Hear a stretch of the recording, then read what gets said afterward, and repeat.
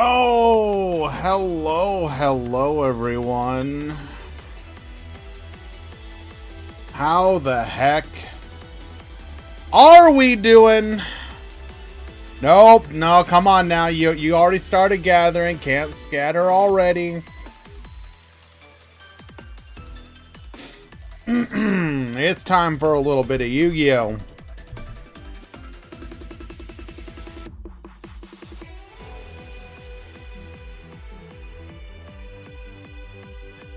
Hello, Mozart. Good to see you too, buddy. Define fun. It's looking like this won't be a KC Cup determined solely based on, cringe? I don't know. I was watching David earlier, going over his predictions for the KC Cup, and, I don't necessarily agree entirely with what he said, but I'm thinking we're gonna have like a good solid like 5+ deck KC Cup this time around. False, cause normal summon Blue Eyes sets 3 exists. Well, sure, but I don't think that's gonna be. Yo, the guy who said normal summon Blue Eyes set 3, yo, that's me, bro, that's me.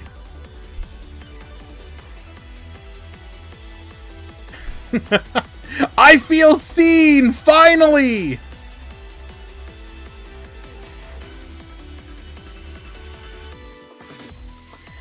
Good afternoon, Mr. Barox DL. Any Nurse Burn decks? I have not looked at any of the deck lists yet.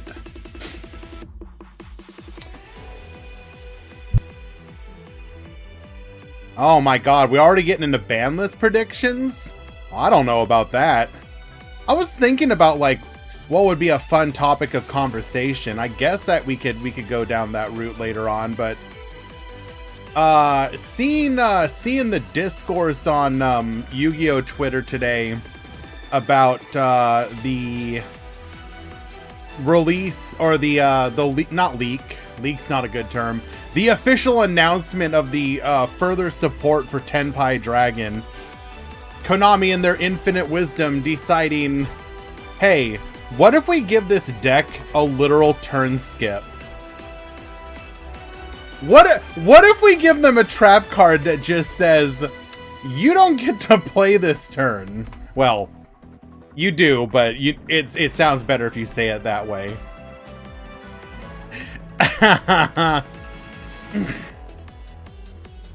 And so I was thinking like, a fun topic of conversation was going to be like, what, you know, we're at a point in the game's life cycle where I was looking at the number of cards yet to be added, and it's something like 4,200 or something. And I was wondering like, what are some good decks that would be good to bring to the game sooner rather than later? What are some cards that would be fun to bring to the game sooner rather than later?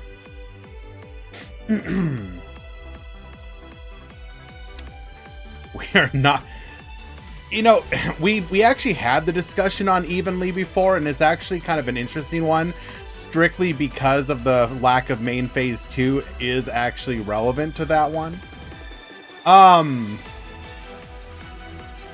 But I guess ban list discussion is also, it's both premature but kind of fascinating. Because like we can't even tell what's gonna do well yet. We can guess. But like, I don't think Blue Eyes is gonna do well enough to warrant like a real hit. Any hit that you would give it would be a stop playing this deck hit. Do I play Splatoon? No. Not because I have anything against it, but just because I don't really play my Switch. I'm gonna keep it real with you. Playing on a Switch is like playing on like a Walmart budget tablet, like where you're just sitting there the whole time like, man, why can't I just be playing this on something better? Finish the Vendread deck for Duel Links, please, Konami. What are we missing for Vendread? I know Vendread Charge is one of them.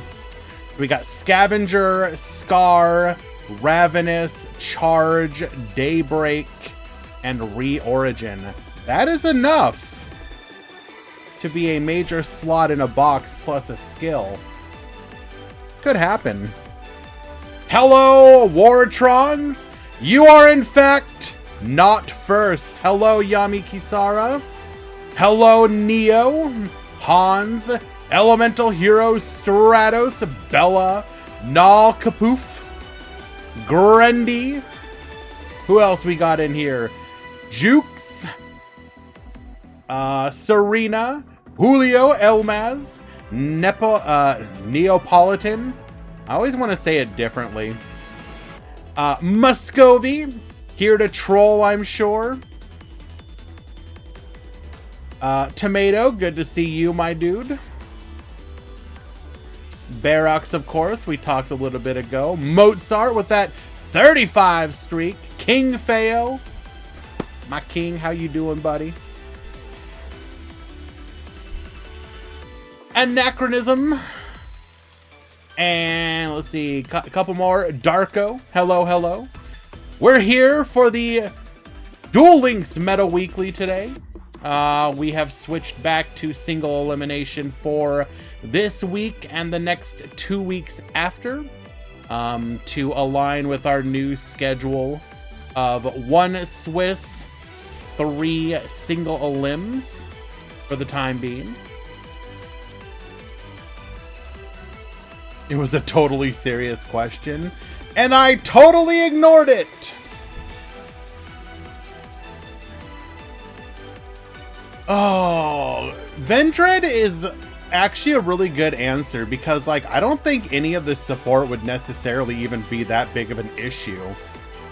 And it would warrant a skill to go along with it. Am I ready for Raging Performage at the end of the month? Absolutely. Give me a skill that links Performage and Ancient Gears inexplicably and makes absolutely no sense whatsoever other than anime.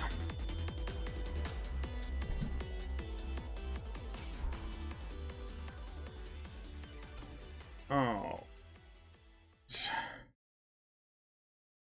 Oh, the sound died. Whoopsie. Get some more music going. Can you send me your new screenshot? Send it to Eli, please. I would unironically love an Ancient Gears / Performage skill. I mean, you gotta make at least one, right? Like a skill that turns a Performage in your hand into Ancient Gear Fusion or something like that. And adds a copy of, I don't know, Ancient Gear and Chaos Ancient Gear to your extra deck.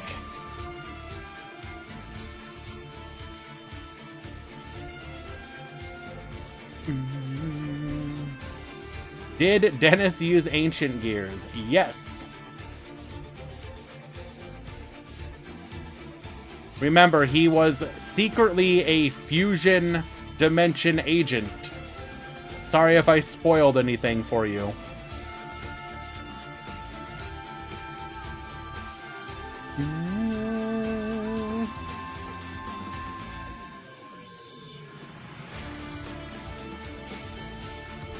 Hello, Easy. Good to see you, my dude.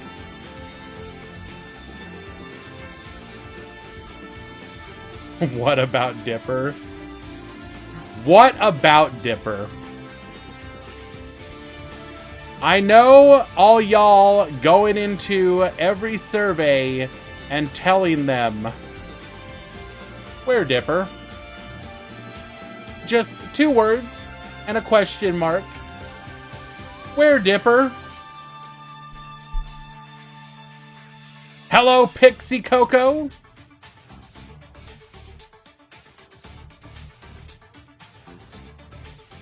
I'm not responding, Easy.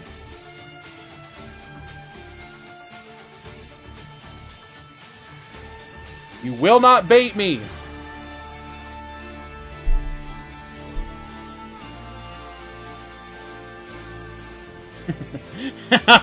Master Duel Survey. Ban Maxi. Dueling Survey. Where Dipper? Exactly.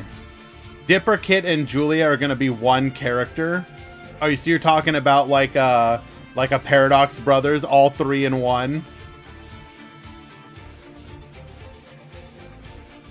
That'd be pretty good. That would unironically be pretty good.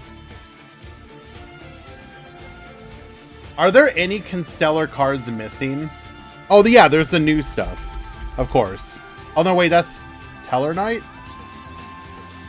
Oh, there's a couple cards missing. They're all crossover cards other than... Yeah. Who knows? Maybe then. Alrighty, guys. We're going to go ahead and get the edges out of the way. When we return, we will have the start of the tournament. Do stick around. Be right back.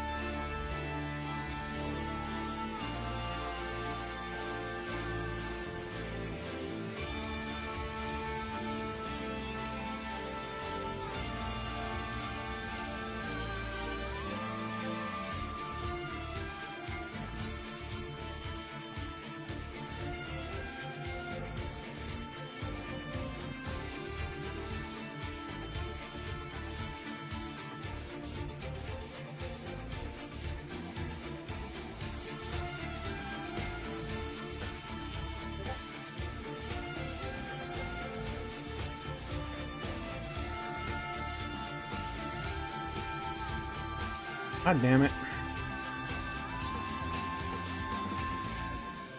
Why did Discord just randomly update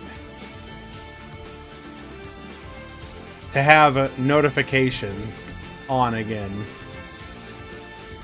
Curse you!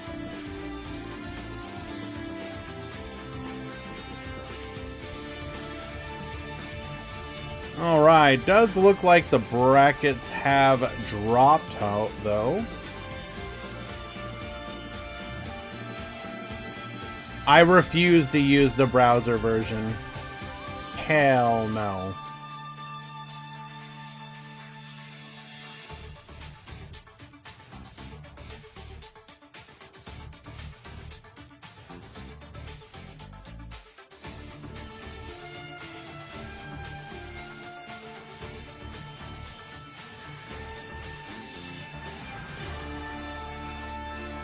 Alrighty, clicking the button. Meta Weekly alert! The tournament has begun. Good luck. You may be waiting for a matchup.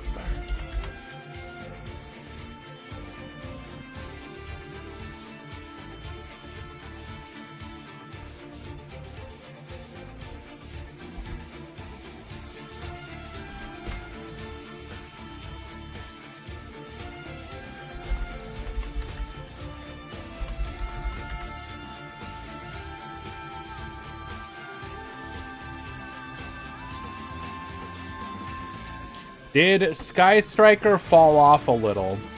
Not that it's fallen off. What's happened is it saw a crazy amount of initial success. But then other decks started doing well as well. Go ahead and get the music in-game going.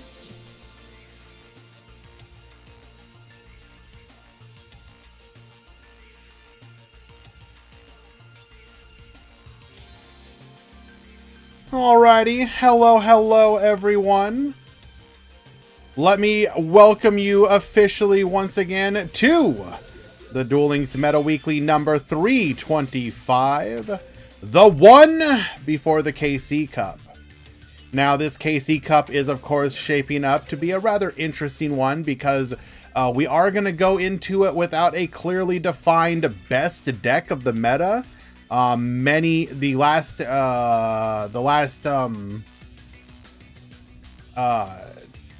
TPC voted no tier 1 deck. We are still waiting to see what the newly inaugural TPC for this season votes, but I don't necessarily disagree with the concept that there isn't a hard tier 1 deck, or if there is, it's not like, oh, come on guys, chill, come on now.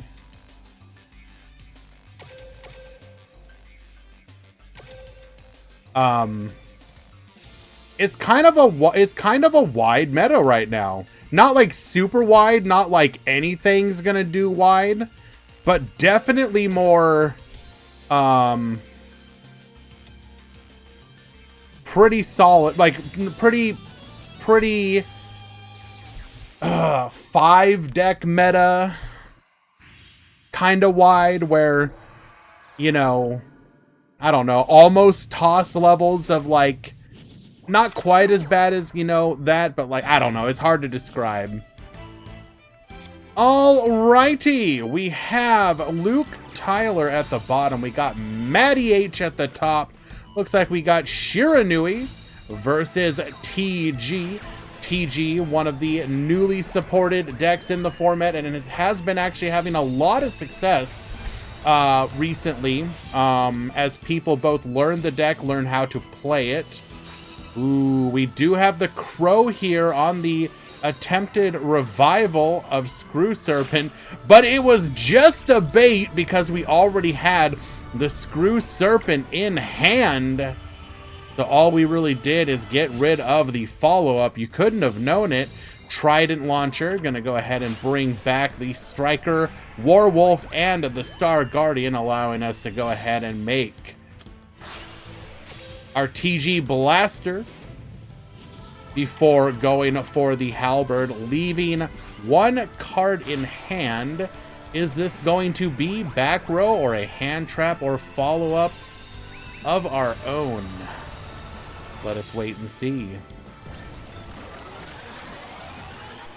Now, there have been people saying that this is theoretically a draw the out kind of deck, which is not necessarily untrue.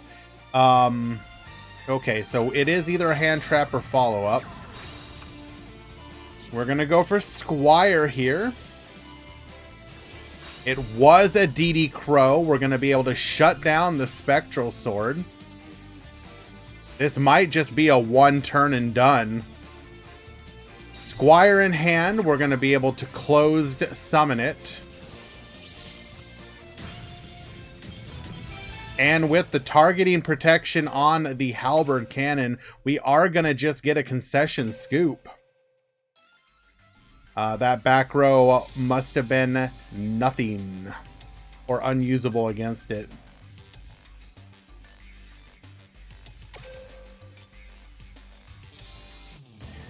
I have a prediction. Next big tech card will be the Hop Ear Squadron. It's searchable via Noble Knight's Shield Bearer and allows Floor to Baron on the opponent's turn. That's not really the definition of a tech card, though. Shiranui will get to go first here. Am I feeling better today? Yeah, for the most part. I went into my settings and, swear to God, easy.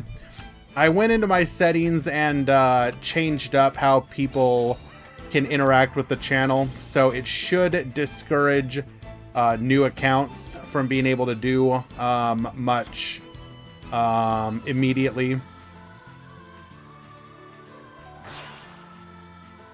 It looks like it's still going to be an ongoing concern. We'll see. We're not gonna talk too terribly much about it, but well, Muscovy, there is also an answer for that as well. I would just rather not have to go that route because it does technically stifle channel growth.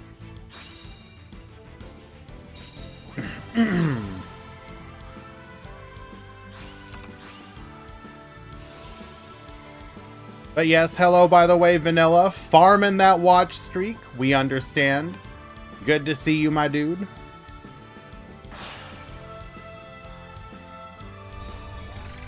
Opier Squadron does quick play synchro summoning generically. No, I understand, Mizu, but that's not really the definition of like a tech, like what you would like. Tech card is generally going to be like, you know, your Book of Moon, your MST, something that like every deck can technically use.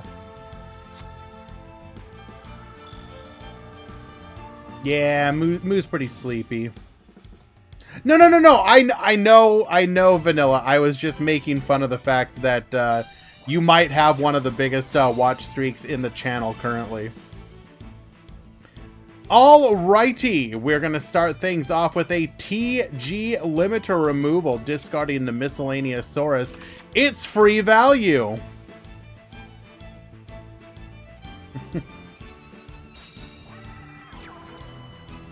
Striker into Warwolf. This is going to be able to force out the back row there. Norrentino, you're about to get DQ'd, my dude.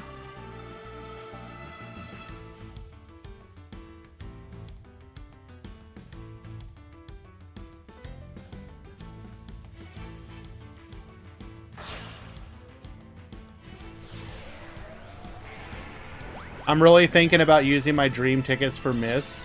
Is it just for TG? Because that is questionable. But if it's also because you would love to see... Ooh, did not go for the back row pop first. We went straight into the Star Guardian. Interesting.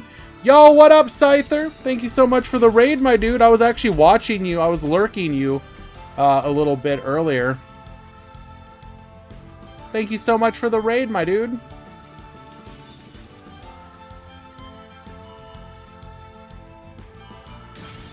Send it. Sneed it. Nope. We sneeding it now.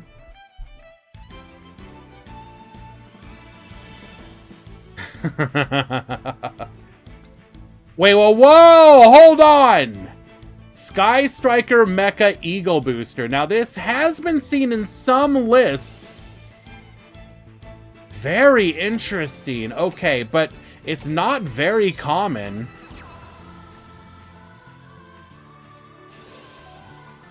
Yeah, I was there up until you started building the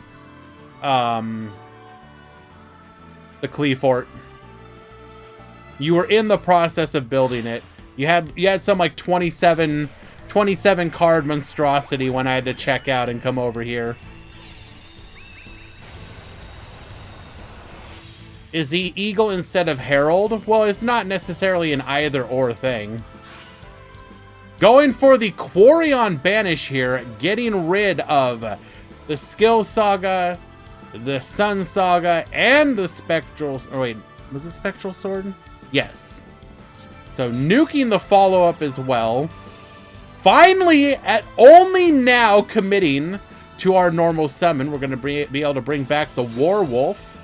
Banish the Warwolf, but we still have lethal on field unless that back row does literally anything. And it does not. Luke Tyler will take it, winning both turn 1 and turn 2, showing why the deck is potentially one of the best ones of the KC Cup and likely to take a number of slots. Well done. Okay, let's go ahead and find ourselves another match.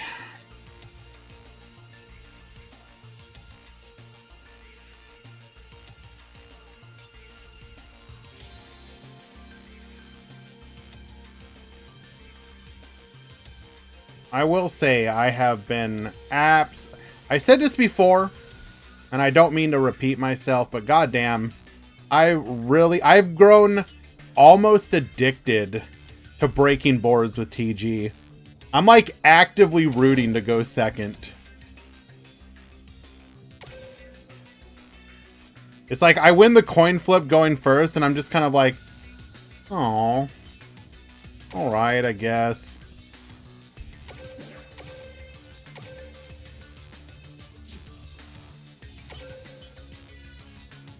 No eclipse in Brazil, Madge. You know what, Brazilian guy? That's pretty messed up. What does the eclipse have against Brazil? You're gonna go out... The United States, we just got a really sick one back in 2017. We didn't need another one. Come on. Give Brazil something. No eclipse in South Africa either. God damn, dude. God damn. I was there. Hello, terrorist. Alrighty. Somehow missing 5 turns of this zombie versus evil eye matchup. Let's go ahead and try and catch up here. Looks like we have yet to see one of our main monsters, instead forced to just start building up this Basilisk. Finally able to get to a Gorgon, putting 2 bodies on the field. We're going to reset this Evil Eye of Selene. Reemergence effect. Ooh, making it so that our opponent cannot target our spells with effects this turn. Okay. Up to a 6,000 attack Basilisk. Bro, chill. Norrentino, where were you, my dude? Nice DQ, homie.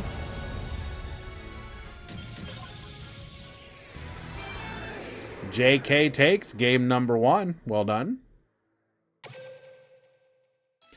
No eclipse from inside of my basement. Well, I mean, I would be more concerned if you could actually see it in your basement.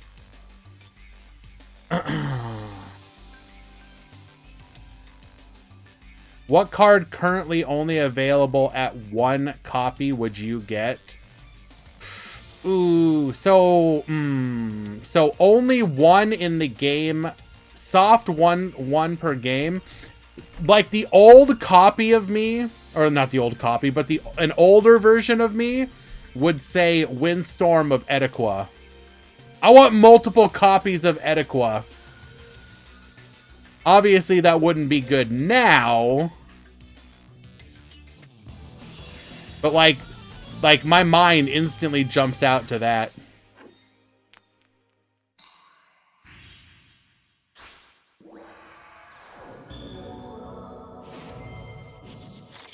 Oh, what? Yes, Mizu, don't worry about it. All right, we're gonna get to go first here as the red eye or the zombie player, going for the revive of the Chang-Chi. How many burials? True. Why don't we have 3 copies? They're probably just worried about like stall decks, exactly as you said.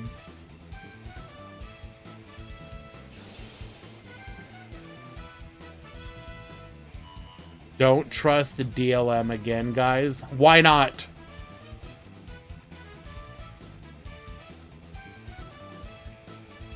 We actually watched your match, Maddie. I felt a little bad for you. Game 1 was unfortunate. You did not draw the out, so you didn't really get to play the game. Had exactly the counter with the crow in hand as well. Game 2 was a little better, but going second TG is almost better than going first. So, do apologize to see you go out right away, my friend, but we do appreciate you joining. As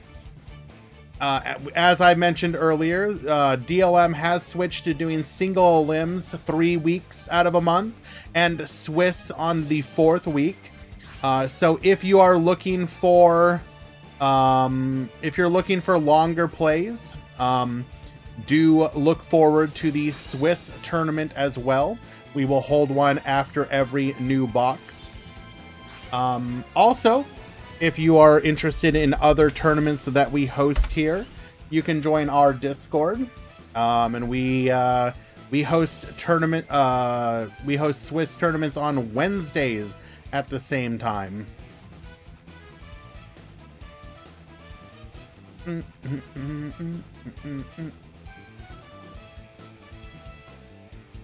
Half the people here are Brazilian. Doesn't surprise me. A lot of the analytics show, I mentioned this before, but a lot of the analytics show a very high number of... Guy in front of me asked for 25 kilograms of tortillas, and I had to wait like 20 minutes. Bruh. Do you all hold any tourneys in the evening or weekends? Weekends sometimes, yes, and also evenings, yes. Acceleration Gate is usually the one that holds that. If you're looking for other tournaments in the weekend, Latam is a good source of tournaments in the evening.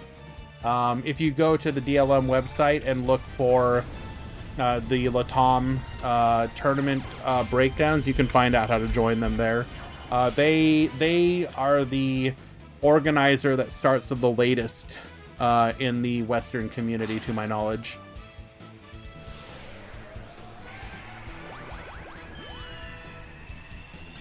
But yes, there definitely is a preference towards earlier times, just because it's the best intersection between North and South America and Europe, which is the generally speaking the broadest number of tournament players. Here in Brazil, a new virus emerged called A virus. What? What?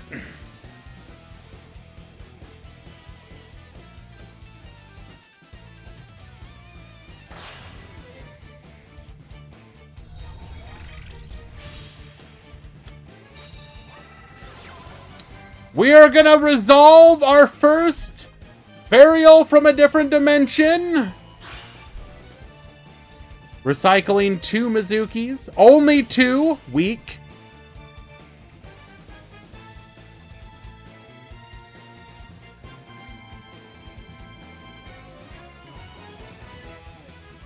How are we still on turn 1? Good question. Our timer must be getting pretty low.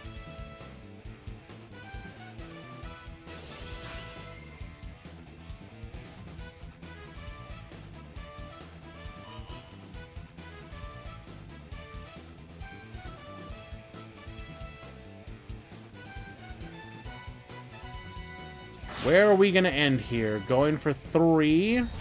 Making a cop. Okay. So we got the Skill Saga.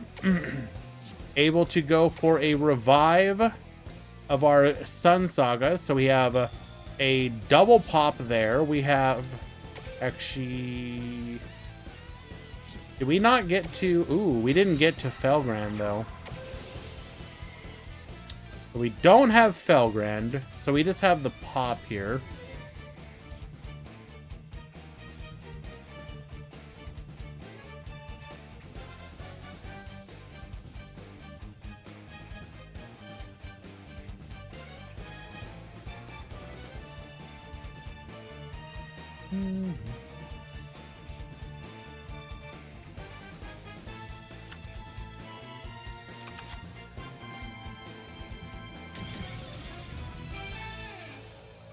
All right, we are just gonna get the concession scoop. Really?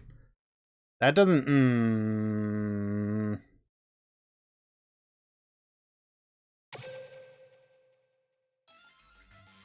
We ran out of time, didn't we? Is there a loser bracket? No. I need to check this. I need to see if we ran out of time. We took so long on that turn. We probably got to turn 2 with like no time left. The one major downside of this zombie deck is that because it's so free-form in nature, you don't have like a set combo that you follow. So it's very you sit there and you have to start pathing out, okay, what am I gonna do here? And if you don't determine that very quickly, it's very easy to time out. Yeah. Oh, that is so unfortunate. That is so unfortunate. Konami, give us like 30 more seconds. Come on.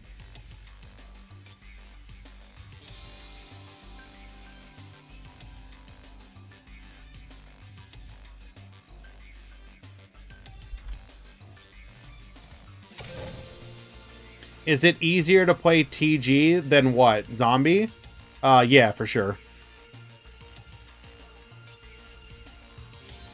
The thing about Zombie is that it's a non-linear combo deck. Like, you have paths or places you want to get to, but your path there is typically way more open.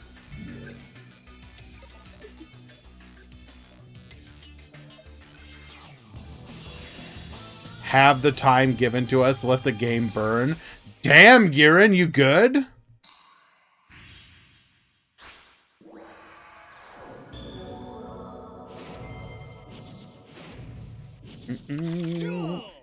I mean, even on TG, I sometimes think I spend like, I'll spend like 20 seconds to 30 seconds thinking to myself, do I want to go Trident here or do I want to go Herald? And then by the time I commit to a decision, it's like, oh crap, okay, gotta start comboing.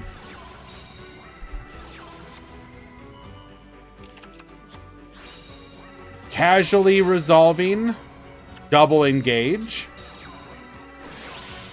We're gonna go super polymerization into an El Shaddai Winda. Dragon effect, hitting the multi-roll, going in for 1. We're gonna go Shark Cannon, yoink the White Princess.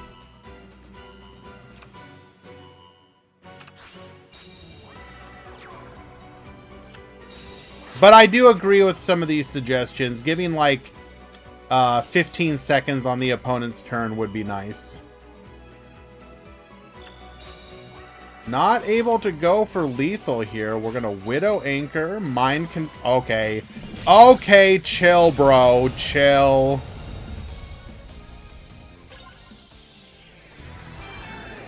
Super Peace takes game number 1.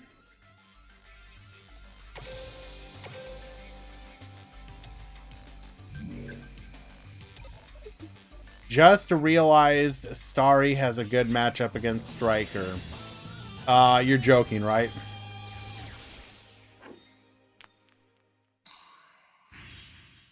My problem with Duel Links now is I have no time to read my opponent's cards.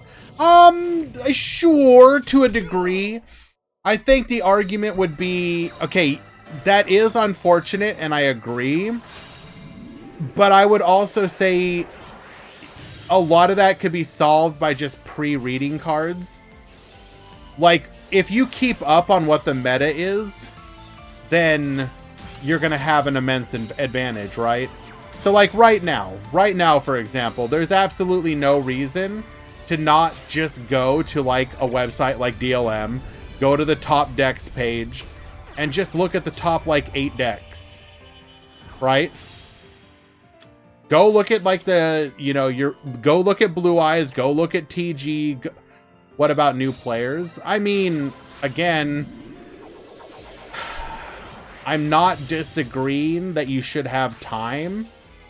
I'm just saying that the solution, if you're facing certain decks, then learning what are in those decks is a form of skill expression as well. Yes, Murata, what is your question?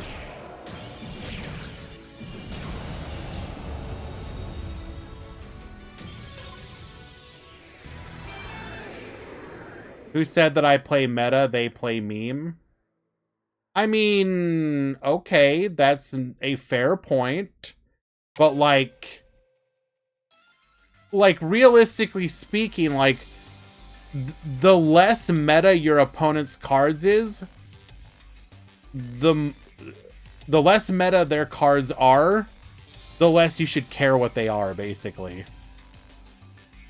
If you're playing an even halfway competent deck, your stuff should essentially be able to play through essentially anything. That's how you lose to water dragons? What? Can the Blue Eyes be played without the BLS card?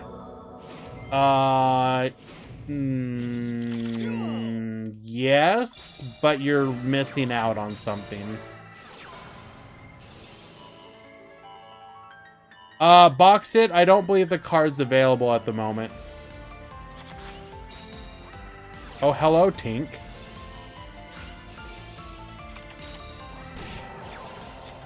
But to answer your question, yes.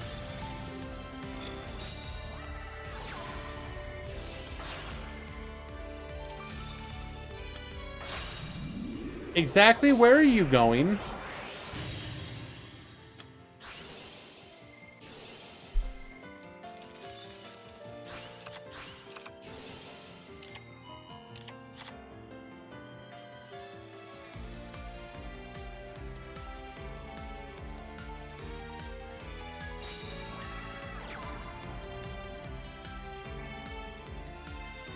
Oh, she's thinking about it. Oh, you gonna go for it? Oh. Oh. There we go.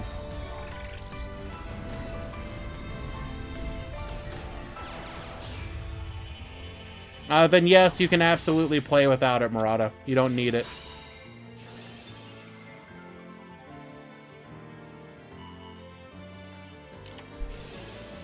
All right, forcing out the back row, we're going to go for the Shark Cannon in response. Won't get the full effect here.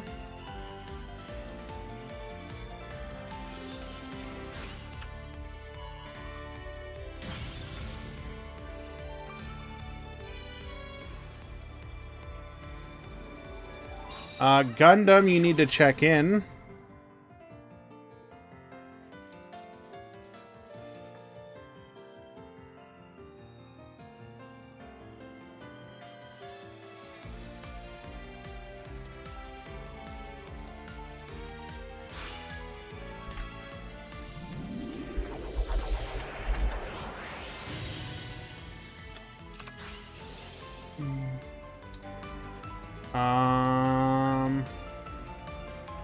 Samir,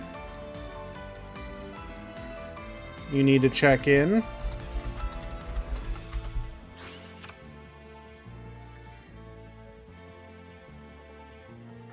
I'll go take a look at the tier list in a moment.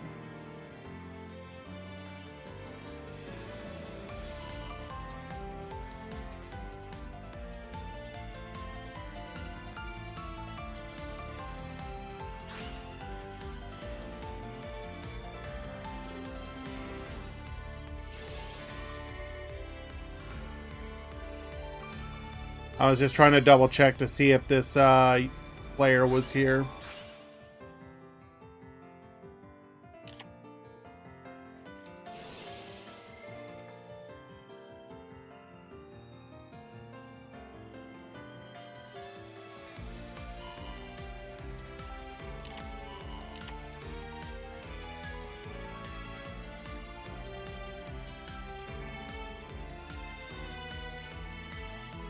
Okay.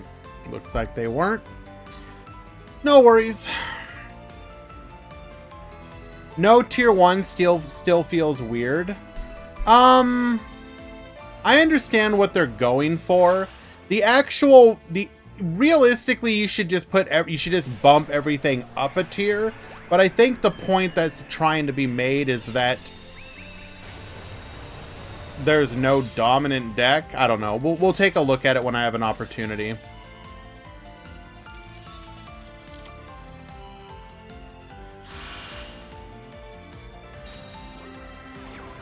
Yo, whoa, whoa, whoa! Ruddy Rose effect, banishing the... Ruddy Rose, we're gonna go ahead and banish the graveyards. Yeah, go ahead and start building up your spells again.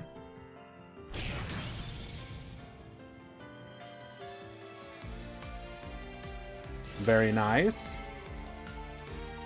We do get the N-Gage back at the very least.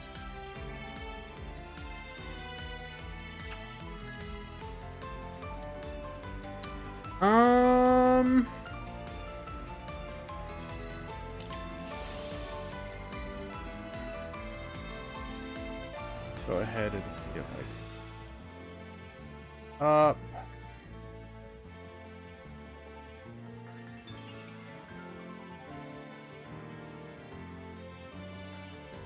Not having a tier 1 deck doesn't make any sense. It does and it doesn't, Lamar.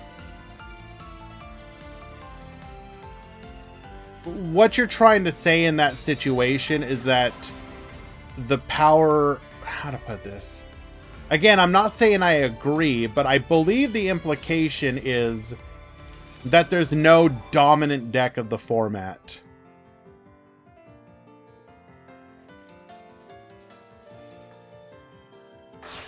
But yeah, if realistically you could just bump everything up in your head if you disagree that way. Alright, what do we got here? When it comes to the second stage of Kaiba Corp Cup, it's all about winning fast and consistency. We were most confident in the decks that show both of these qualities. In Tier 2, Blue Eyes, Sky Striker, Tech Genus, which is getting bumped up, and Zombies. Blue Eyes provides a fast-paced game that will end quickly one way or another. It's seen a lot of tournament success and popularity due to its results. The appeal of being a fast deck means that we should see a lot of this deck in the KC. I don't necessarily disagree there. I mean, I think realistically Blue Eyes is being played because it's very simple. It has a simple game plan, and that game plan either works or doesn't. You know, that would be the way that I would describe that. You know, if you're able to successfully pull off your crackdown into your successor soul into your ultimate fusion, like, you're usually big chillin'.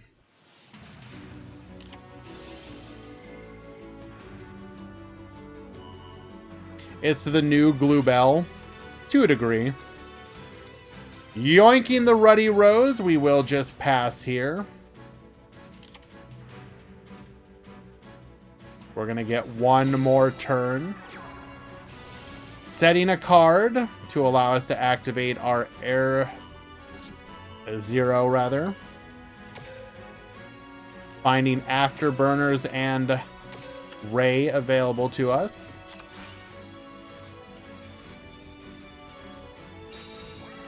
Do I think Blue Eyes is going to get a nerf? I would be shocked if there's two, like... I don't think it'll happen. Hey, what's up, Jay?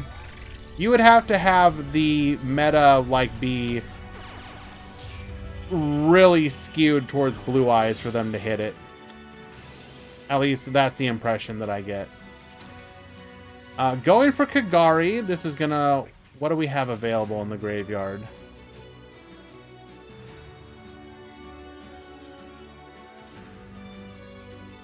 Burial is the only card that's not safe.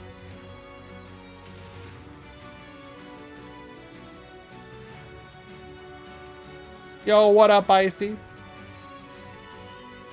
Let's see, what else do they say? Blue Eyes being the most probable candidate of play because it can deal with the most popular disruption, DD Crow and Effect Veiler. It has fast games and it has simple gameplay.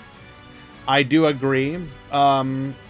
Most of the hand traps Blue Eyes just doesn't care about. That is a strength to the deck.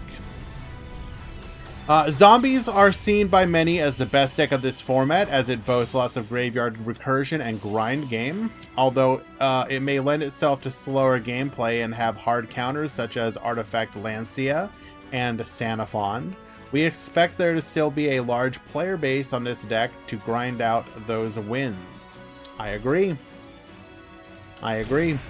Can you really afford to play cards like Lancia if you're not running into a lot of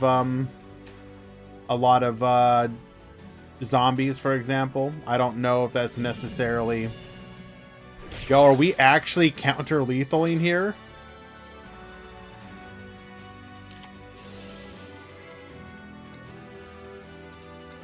No. Okay.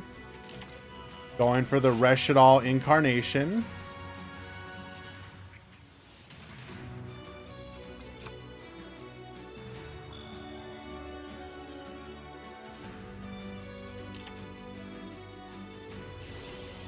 So we yoinked the opponent's Ruddy Rose to make... Oh, that's just rude. To make the Hida, then revived the Ruddy Rose.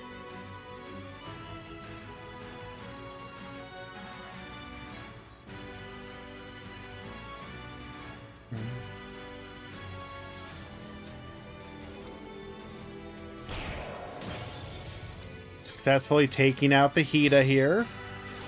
Activates El Shadal Fusion.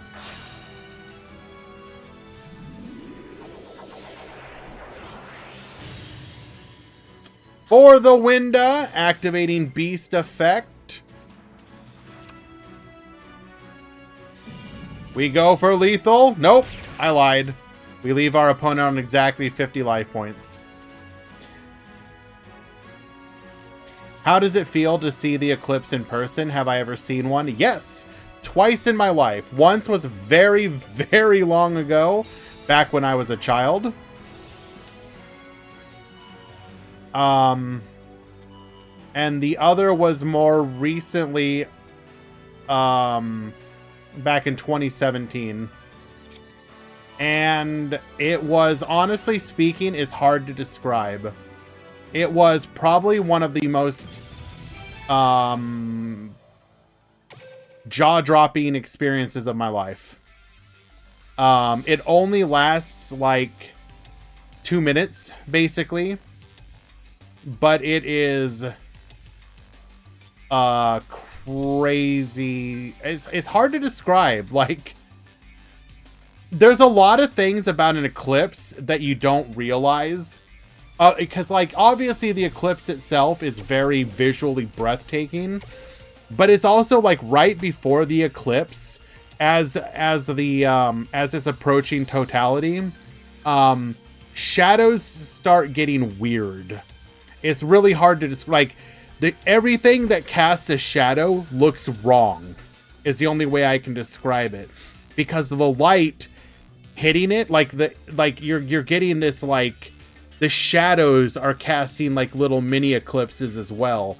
So all the shadows kind of look like wrong. It's hard to describe. It just looks wrong. It's like you're looking at like alien script. Like, it's bizarre.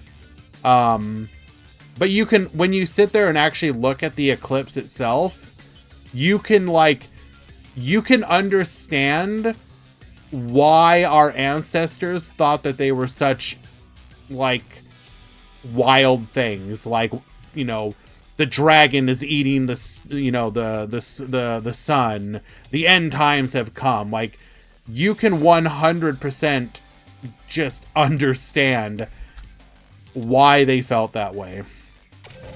If you ever have an opportunity to see an eclipse, and like a full eclipse, like a you're in the path of totality, absolutely take advantage of it at least once in your life.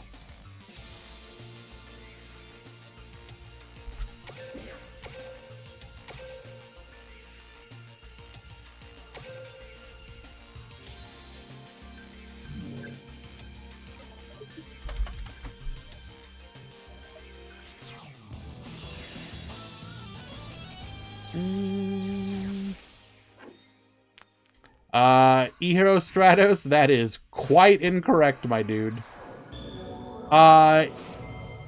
Yadogami, you need to check in.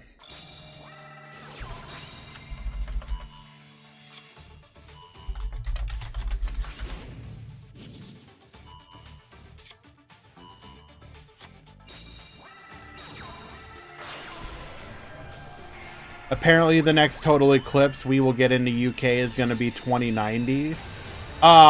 You can travel for it, Kisara. Come on now.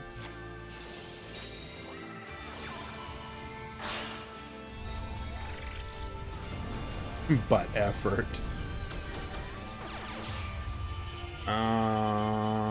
Boop, boop. I'm gonna live to see it out of spite. I will claw my way out of the vaults, putting on the heavy hazmat armor to let me endure the firestorms raging across the surface, just so that I can stand beneath the toxic skies, gazing up at the 2090 eclipse of Great Britain. Nah, you'll have like cybernetic eyes at that point.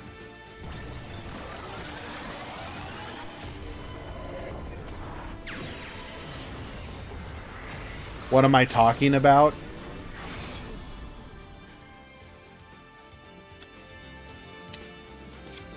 I'm sure that you've explained it, but why is it now single elimination except on box release?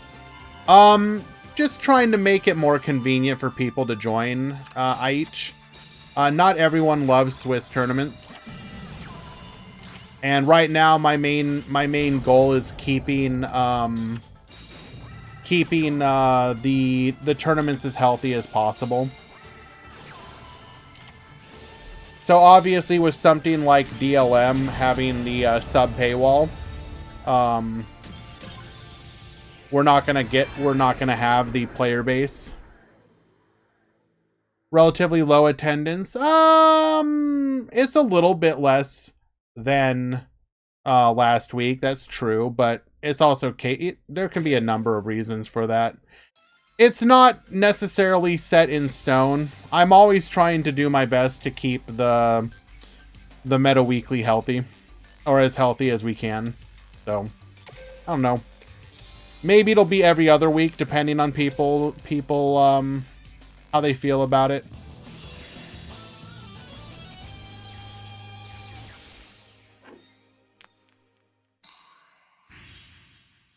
What do I think about It Itches? I have no thoughts, my friend. Duel. All right, Sam currently up a game. Gonna get to go first again.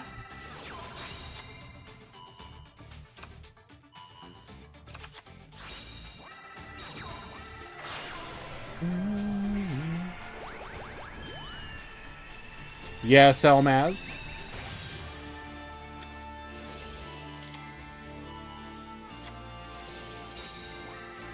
Does this mean the Dead Moon Circus is coming? I am incredibly confused.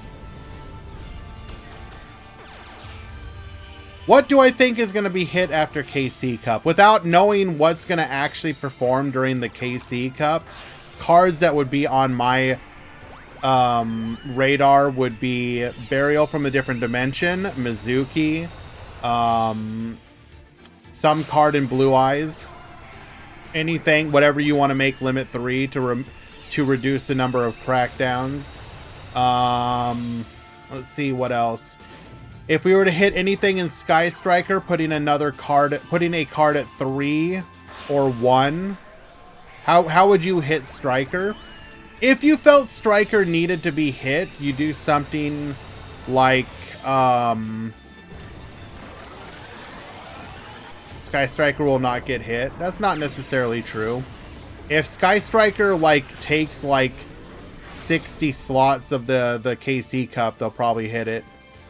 Putting a card at 3 to remove limit 3 back row, not that that's necessarily an issue, but it would actually, you know what? Yeah, now that I think about it, it would get rid of mind control. So you'll probably see them put a card to 3. Area 0 perhaps to 3.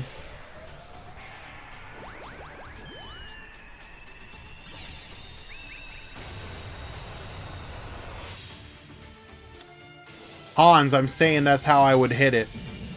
What don't you understand?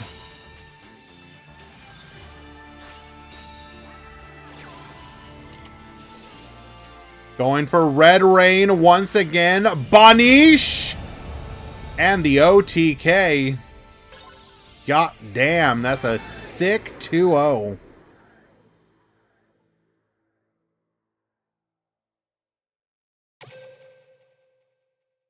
What about TGs? So the issue with TG is the turn 1.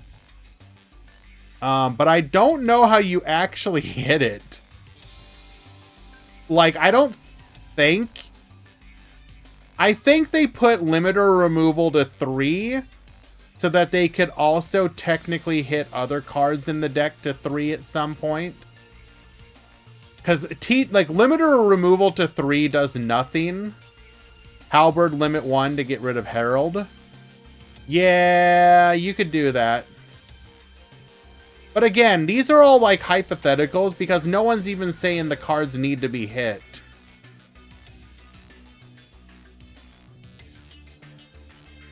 No, but no, you're asking hypotheticals about what would be hit if we were to hit them, and that's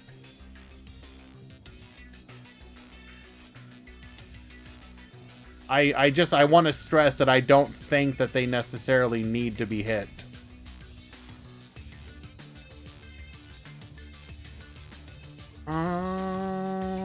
Let's go ahead and find another match.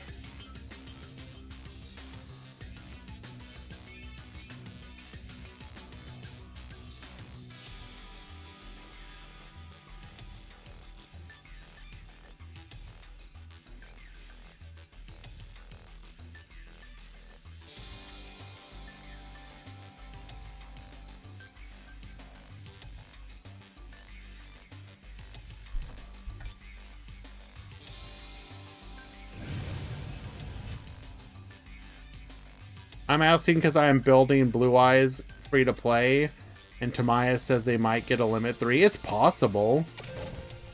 Even if they got a limit 3, that doesn't actually like change the deck to the point of being unplayable. All it would do is like reduce the amount of crackdown cheese.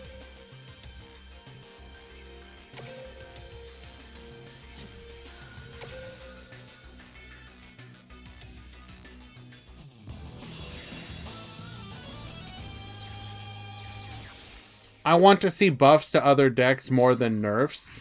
Some nerfs would theoretically be warranted, but I agree. Buffing decks is always nice too.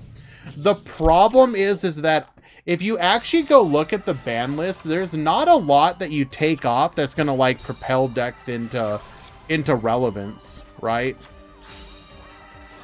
Like Sidra might be one example of one that would. Grass to 1. No. Absolutely not.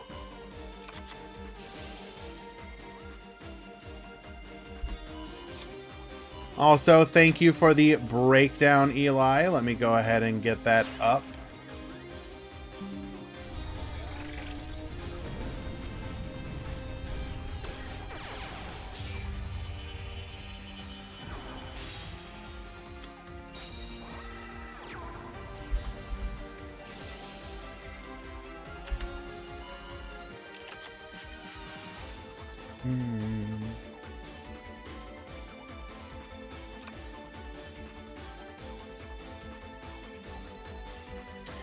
The The thing about Sidra, though, is they're probably just waiting for the next time they release Cyber Dragon cards plus a new skill. Breakdown for today's tournament. 40 players after drops. We got 9 zombies, 7 striker, 6 TG, 3 blue eyes, 3... Wait, do we have... We had 3 Starry Night? What the hell? Did the Starry Night game... Eli? What?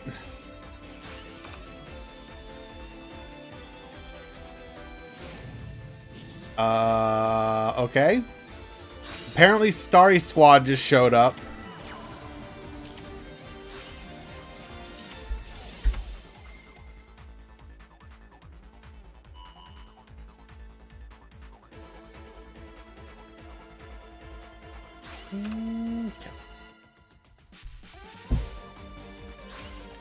Go ahead and get that up in the command.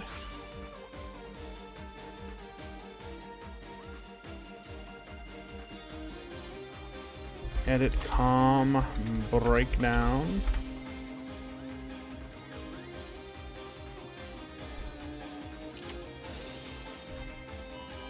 Okay, Widow Anchor on the Chang Shi, stopping it from dumping.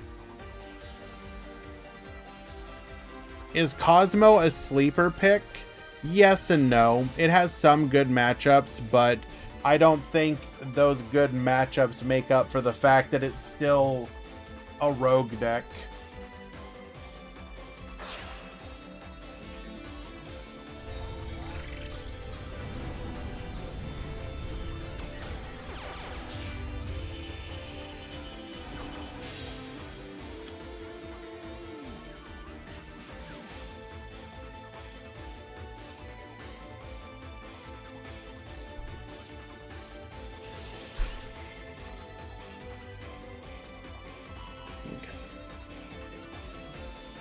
Like, yeah, having a good striker matchup isn't necessarily enough, because, like, what are you doing against everything else, basically, is the question. So if you run into an elo where you're running into, like, nothing but striker, maybe, but even then, you're probably better off just sticking with what you know and feel good with. Going Offerings of the Doomed here to hit the Unizombie. Will be giving us up a... Ooh! We got the Al Ghul Mazera protecting the Unizombie.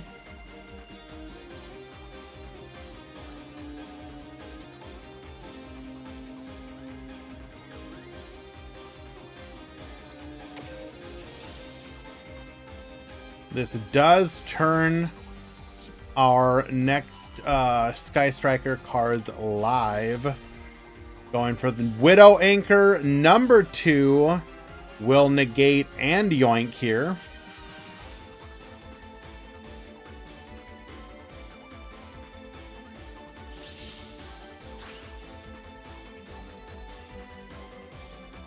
That's right.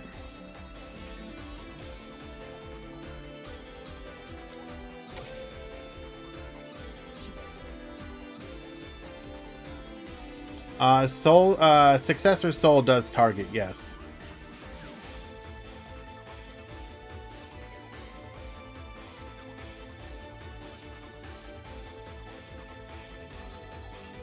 But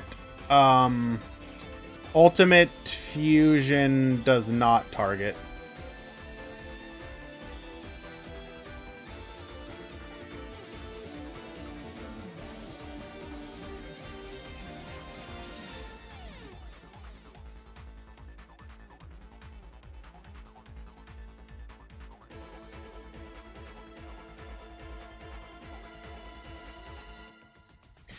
You may want to close your blinds. Mizu, I'm like thousands of miles away from the eclipse. I think I'm okay.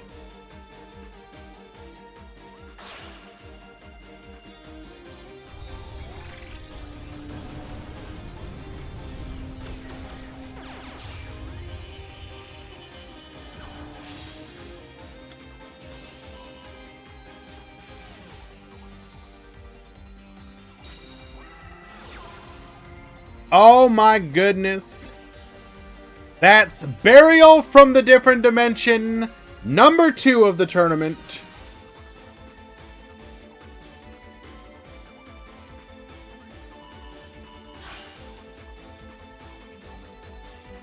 Only one Mizuki, though.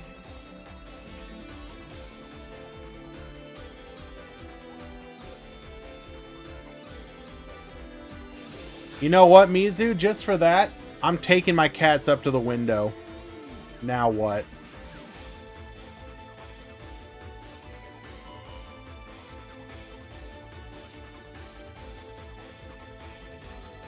We're gonna revive the vampire sucker here.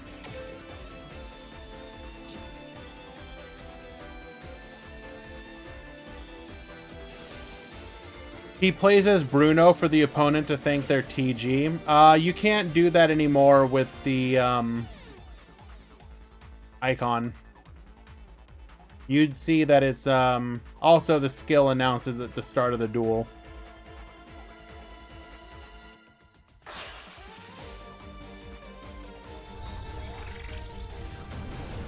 I, in fact, am on the 2nd floor, Muscovy.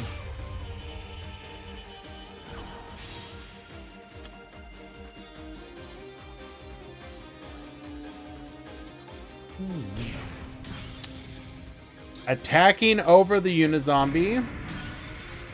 Did we really want to do that? We are going to give our opponent a search here. Does not go into another Shizuku, though. Interesting. Okay.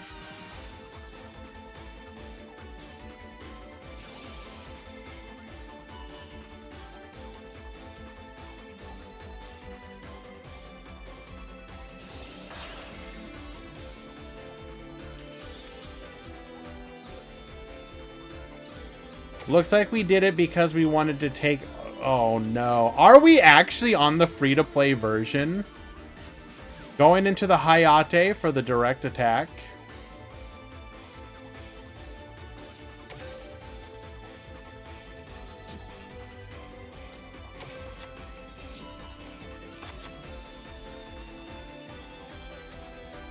We might be on the free-to-play version.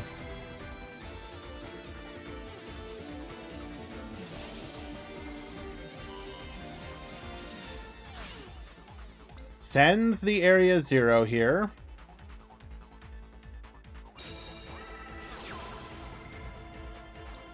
But why, though? Doesn't want our opponent to be able to respond. Okay.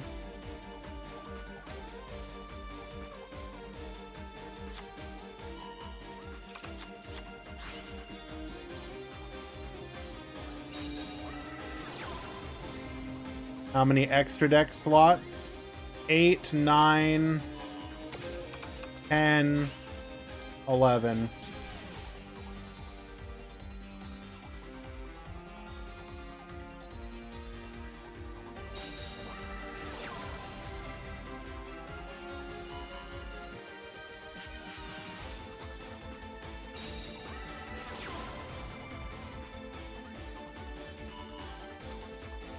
Banish the Al Ghul Mazera here to keep our opponent from protecting.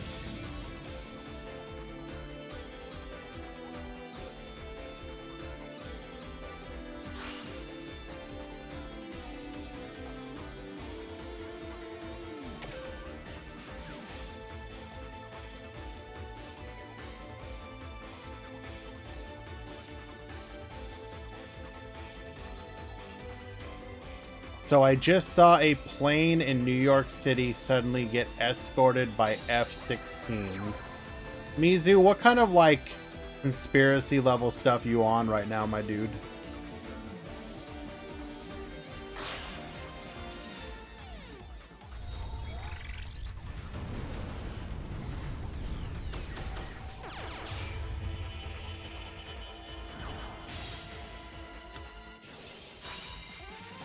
Nightmare Unicorn, we are gonna negate.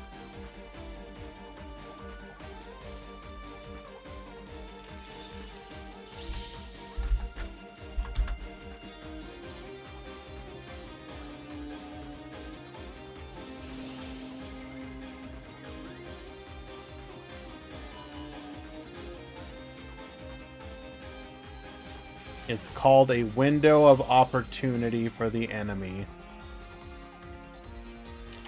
What kind of fan fiction you on right now, my dude? We out here reading some, like...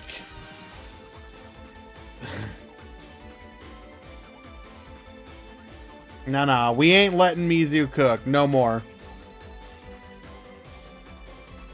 Some, like, Tom Clancy-ass shit out here.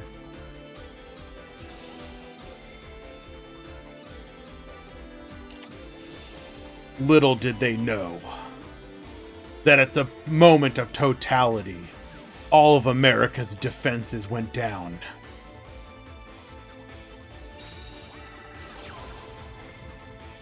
Enemy controller, get yoinkin'.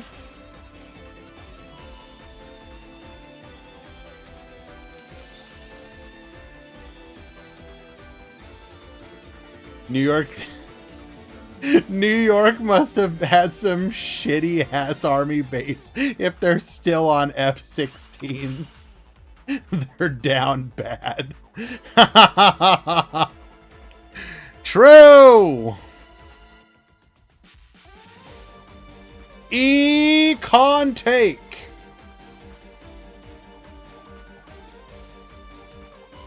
So what did we recycle? What was the other one? Widow Anchor, Shark Cannon. So we can go for a revive.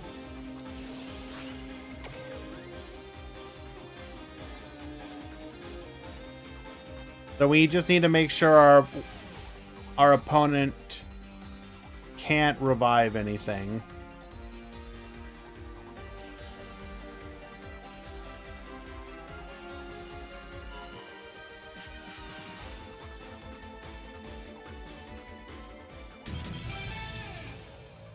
We get the concession! Yado takes it. Game number 1. Berserk style Eclipse. True.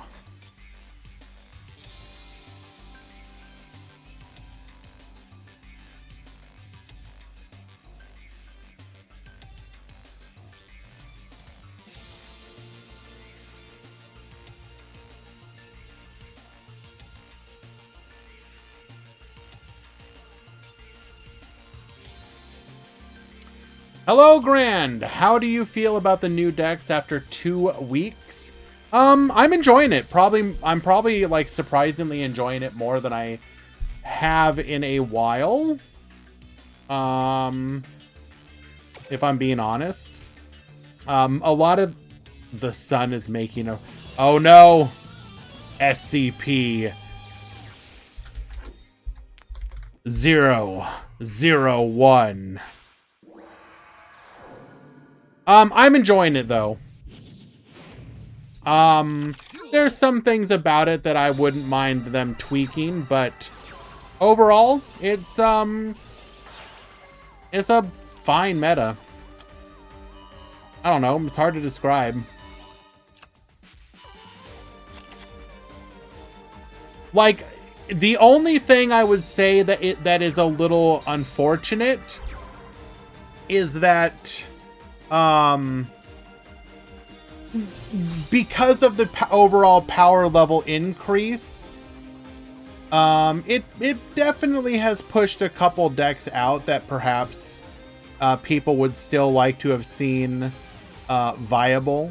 Like, David did talk about this, but like, you know, the people who are really big into something like Live Twins. Live Twins is kind of on the outs at the moment just because it can be hard for them to keep up, especially with all the crows everywhere. Very hard for that deck to play through a crow. But outside of maybe exactly that, if I'm actually looking at the meta and I'm asking myself, like, what else that isn't in the meta that would I like to be here? Like, it's all just going to be like edge case stuff that I wouldn't mind being back, you know? Would it be nice if S-Force was back? Live Twin was back? Yeah. But it's okay that it isn't. Am I sad that Bell is kind of relegated to a ladder deck? No, not at all. I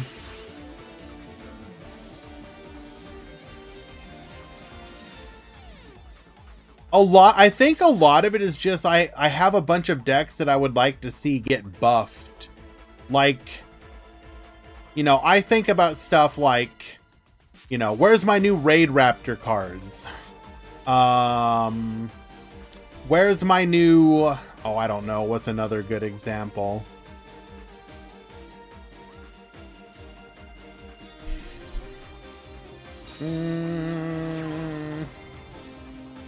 I don't know. Just pick your pet deck and say, you know, right now it's just like a lot. Cyber Dragon. I mean, Cyber Dragon does feel overdue.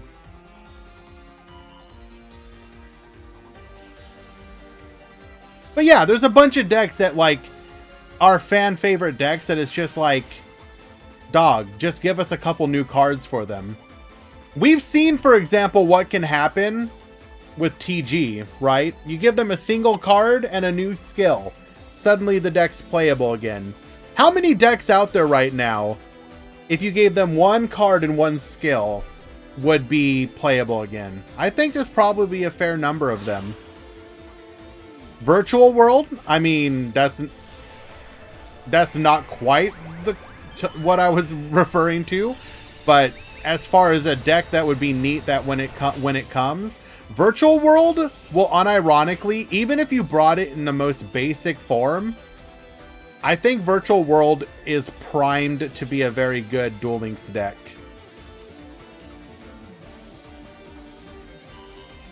Like,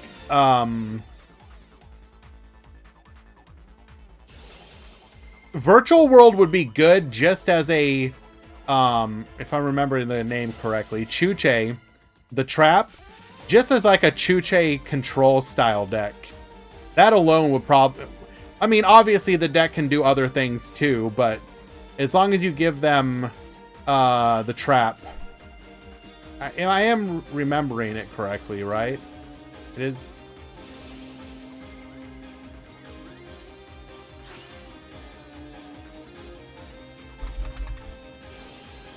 Yeah, Chuche.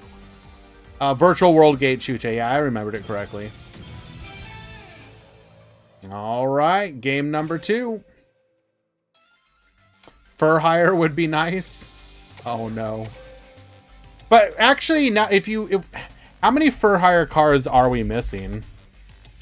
Oh, that's a lot. Wait, no, it's not, because that's not released. That is still actually a lot. 1, 2, 3, 4, 5, 6, 7. Oh, that's a fair bit. Can I say N? Can I say squiggling? Yes, I can. Why do you ask, Easy?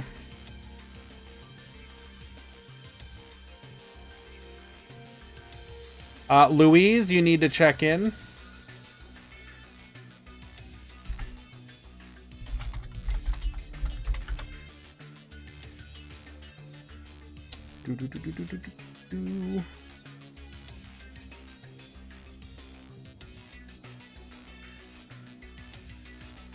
All right, guys, who's ready to get their helmets on?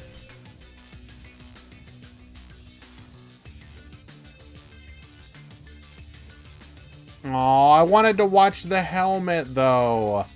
All right, Lemon, I got you.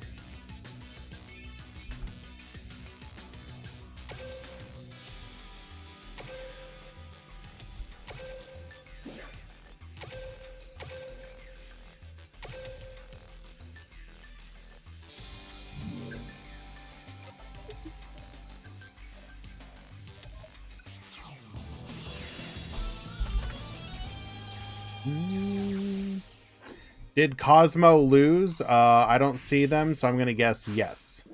Let me check top 16. Do I see Cosmo? Duel.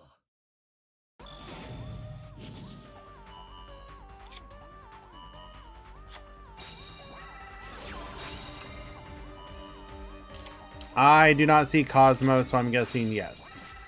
They have lost.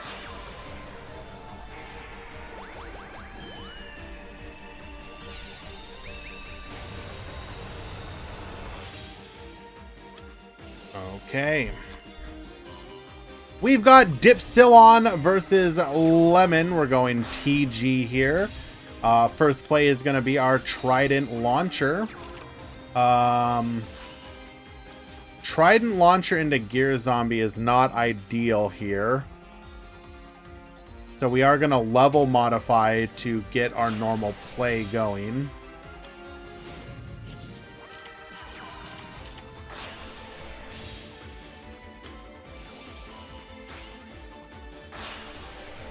Gets into the Halberd Cannon.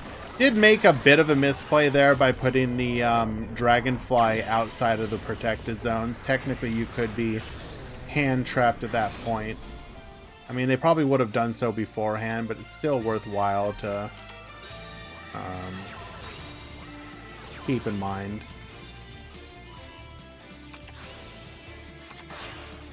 Alright, we're gonna go for the Yukiona here. Activate Stirring Mayakashi. Have we used our closed summon yet? No. We're gonna go for the Yukiona here. Oh, we got negated. Never mind.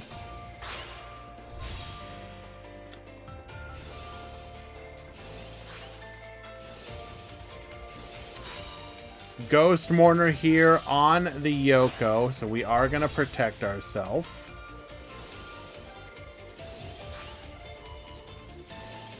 Going for the Suchi Gumo Mill. Limiter removal number. We are playing 2 copies of Gear Zombie. What in the hell? We're going to go for the revive here. Make another copy of Star Guardian. Hello, Sora. Good to see you, my dude. Bring out the Striker. Getting into a... Oh.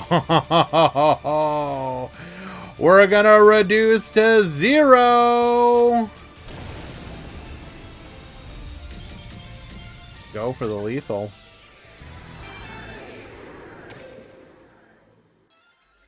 If I go blind, send me to Elon Musk for Neuralink. Mizu! No, stop! Do not follow Got Sphered! Don't look into the eclipse!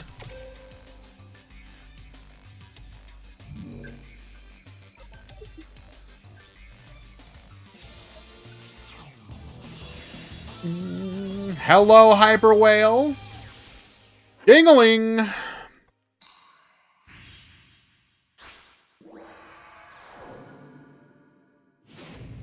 You say you got the shades, but so did Got Sphered, and he never came back.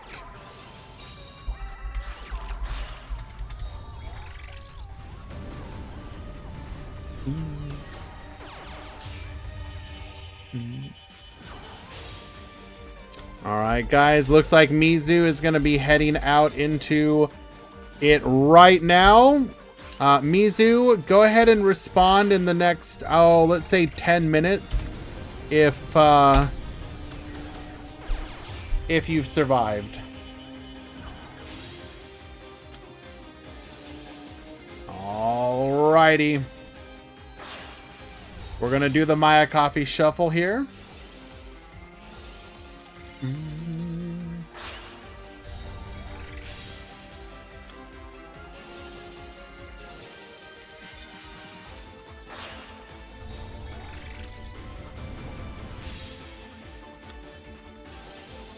Go ahead and speed up here. Okay, so we have 1 back row. In theory, this should both be easy and hard for TG. They don't necessarily interact with the graveyard very well, but we have revealed that we're running the Mourner, which does mean that we have a way to deal with the Yoko. So, but if that's a trap, that's extra layers of disruption.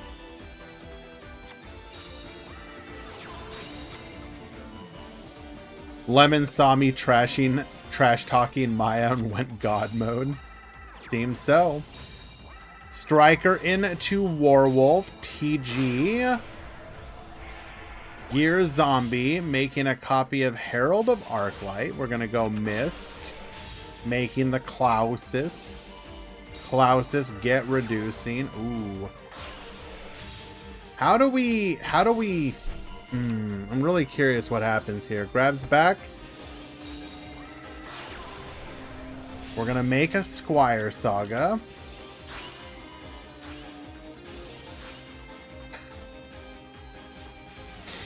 Goes for the Forbidden Droplet for 2. Okay, so it was not the trap. It was actually Droplet. We're going to go for the Yoko Pop. And that... Ooh, we had no other play. Unlucky. Probably should have done Wonder Magician first. Potentially, yeah. Probably, actually. But we were making a judgment call, and they don't always work out. Easy, you weren't supposed to... Time out. Easy, Mick. 30 seconds. Okay.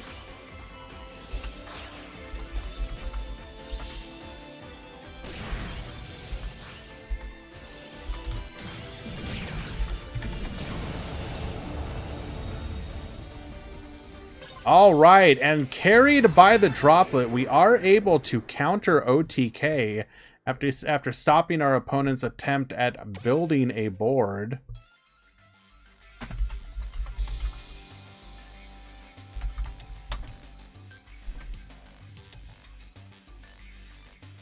Go to game 3.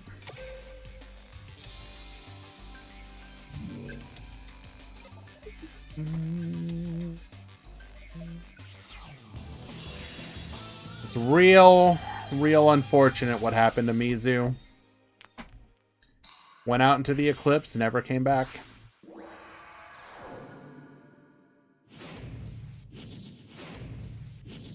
Duel.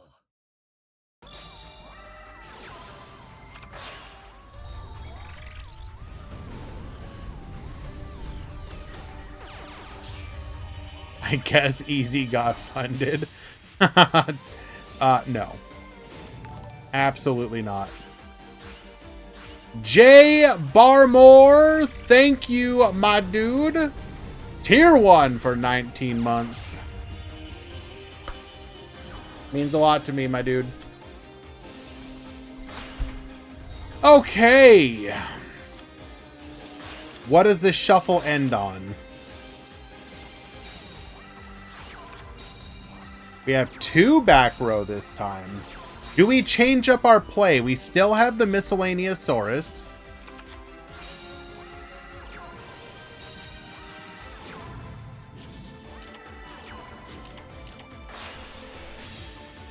Going for the Herald of Arclight here. Into a Quarion. We do have the Droplet once again. Negate. Yoko, get poppin'. Once again, we do get... I mean, it would have been harder to justify going for the Wonder Magician there. Opening up the Droplet both games is also incredibly fortuitous for Lemon here.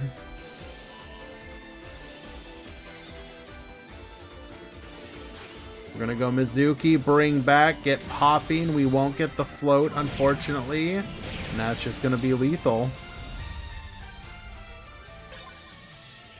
Which is better, the trap version or hand trap version of TG? Probably hand trap.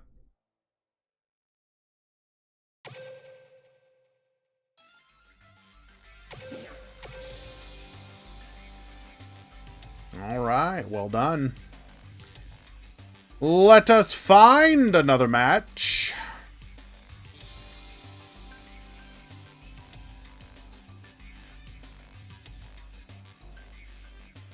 Like, back row wise for, I assume you're talking about, like, Survival's End. Okay, let me clarify. If you mean the Survival's End version, that's not like a real back row version. I do like the Survival's End version. I think there's pros and cons to each one. I don't necessarily think either one is better. I've played both and I've liked and missed certain parts of each one. Hello, Dragino. People running Compulse or trolling? I mean, probably, but it's still not awful. I used the on-field effect of Survival's End versus Blue Eyes. Unironically, I did as well. So, yeah.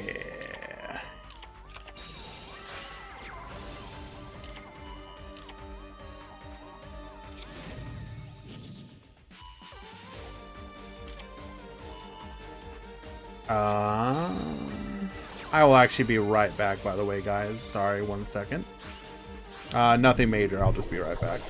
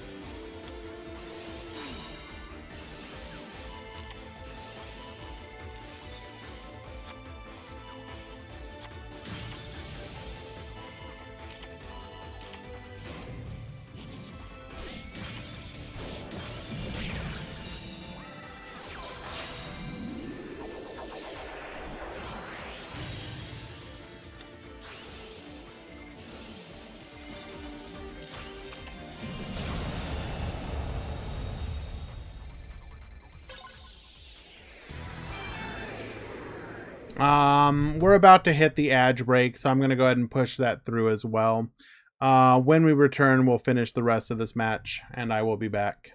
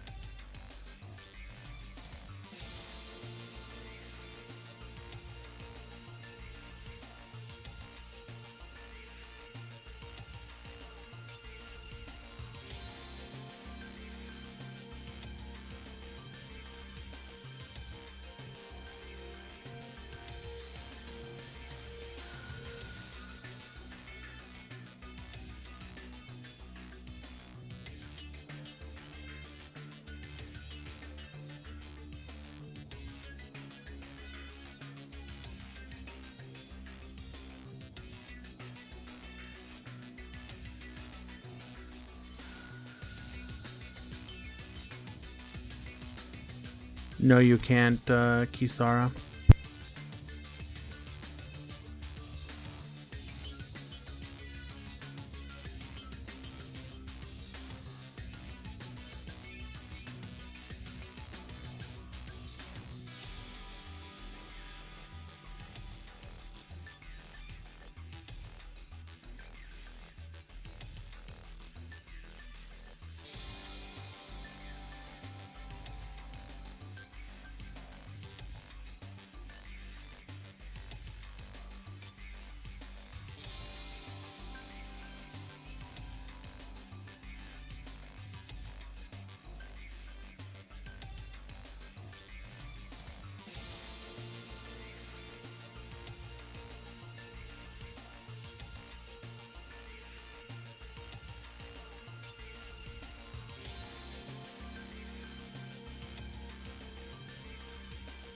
Duel Links is boring if my enemy is always a glue eater. What?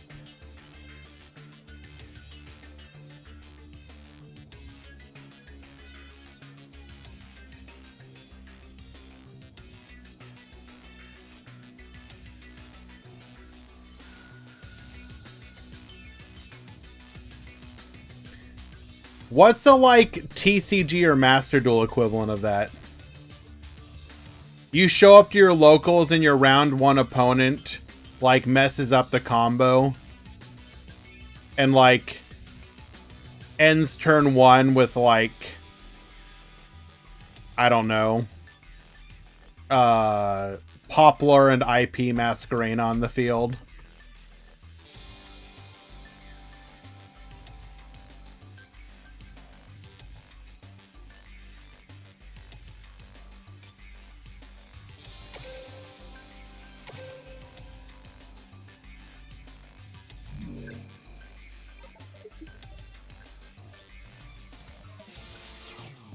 Why would we have a top 32, Paris? It's a single elimination event. The tier list is in fact updated, yes. Stun is a glue... Ah! I don't know if stun qualifies as glue eating, or does it? Like... Okay, what's the definition... The actual definition of a quote-unquote glue-eating deck. What would we actually call it? Stun is the original? I don't know if it is, actually.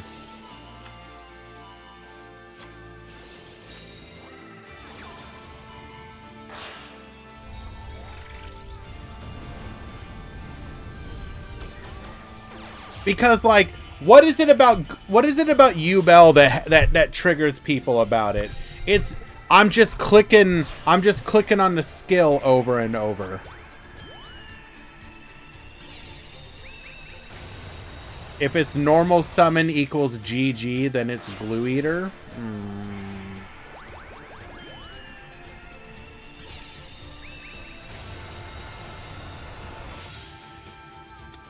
Paris, I'm gonna be real with you, my dude. Every single time that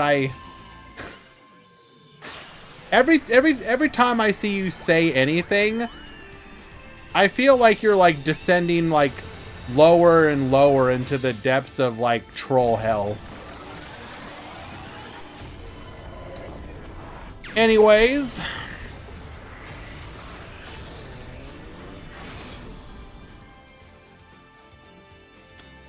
so we're going to end with double back row TG halberd cannon protected by the trident launcher. We are going to go for a copy of Shadal Fusion, going for the construct here. Construct effect, Wendy effect, Chalice effect. Bring out the dragon. Gonna go AD changer here, dragon effect.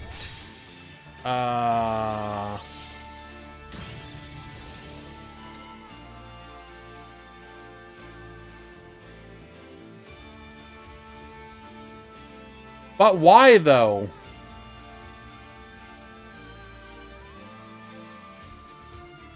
I don't feel like that was correct. Weren't we better off having the construct on the field?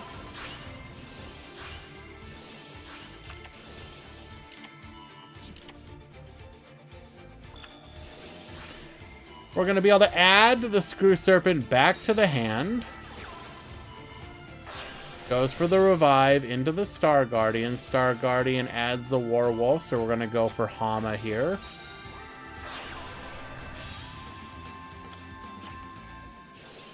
White Princess, get reducing. Red Rain says no! And we go for the lethal line anyways.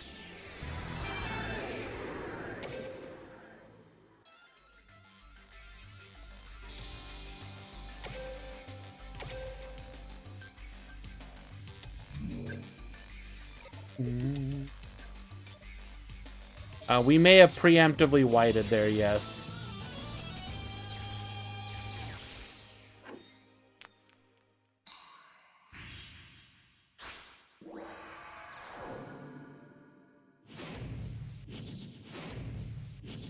Duel.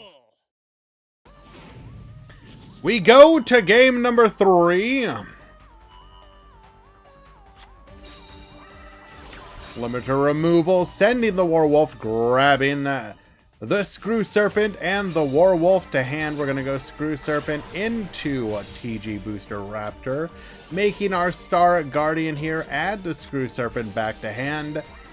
This is going to be our basic line, going for the Trident effect.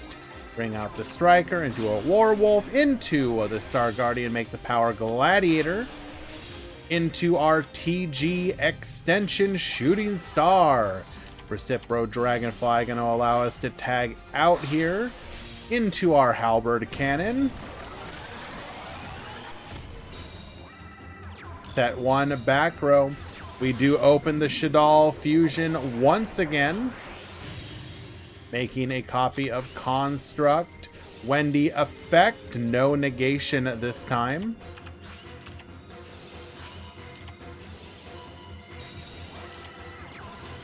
We do have the Chalice, actually, but we are going to save it for the Construct here. Interesting. Screw Serpent once again, going into a Black Rose Dragon. Wipe the field. Halberd Cannon to float here.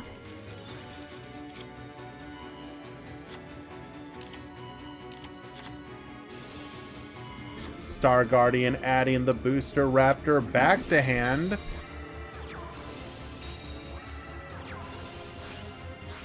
We are going to flip up the dragon here, get Sending, adds, or rather shuffles the Screw Serpent back. And looks like we are now going to actually get punished. Dragon effect to get returning. We will get the Search here off of the Warwolf. Do we have any other interruptions? Only hand traps. Screw Serpent. We are going to make another Star Guardian. Star Guardian revive. Going for the Quarion here? No. Trishula. Doesn't attack, though. Wait, can we not attack? Wait, why not attack, then?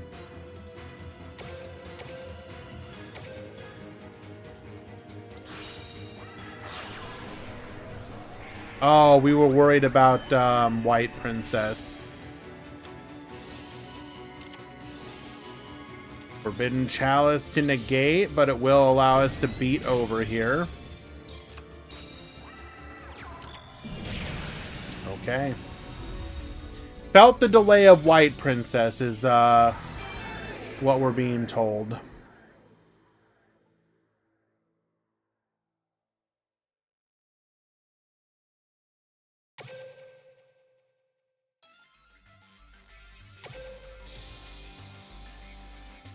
All right, well done, Shadal.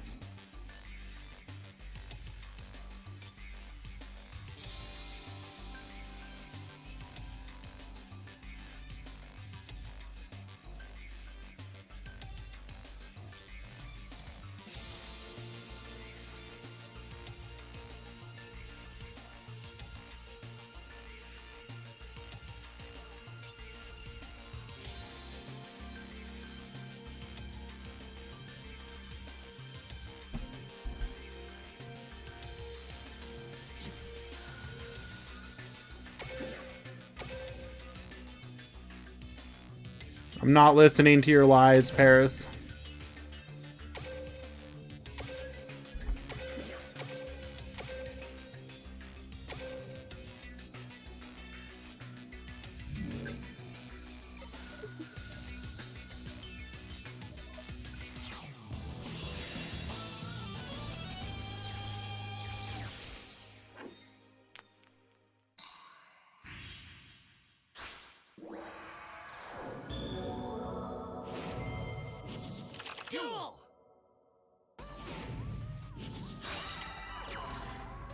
Alrighty, we've got Yato at the top, we've got JK at the bottom. This is going to be Zombie Bros versus Evil Eye. Going through our combo line here.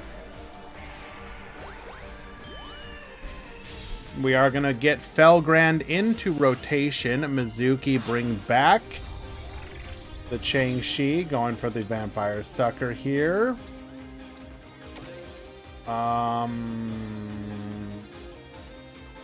That's not what you're supposed to do. Did we run out of time and just have to stop? At the very least, we should have gotten to our Dragon Lord. I feel like we ran out of time.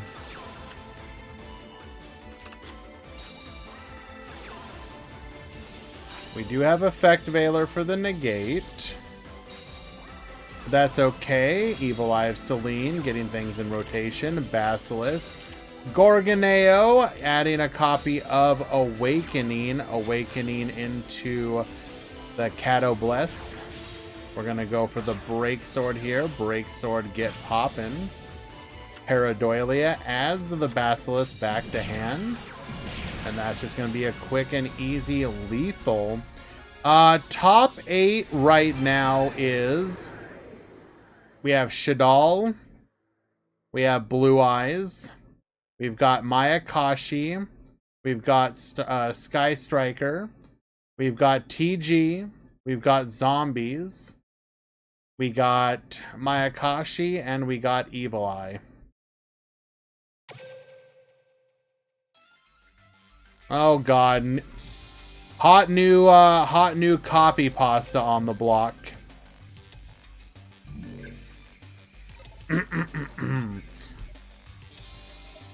Let me get my best Paris voice going.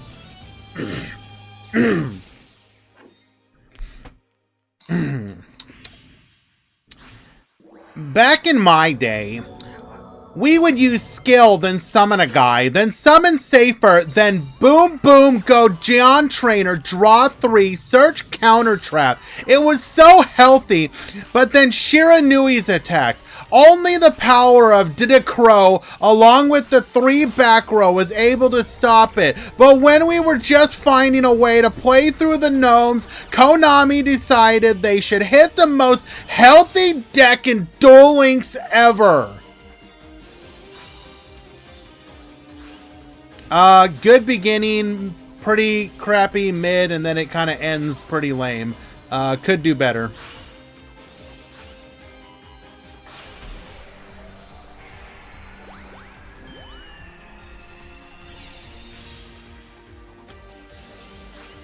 Alright, our turn 1 looking a little better here. We're going to go for the Felgrand again. Vampire Sucker for the revive.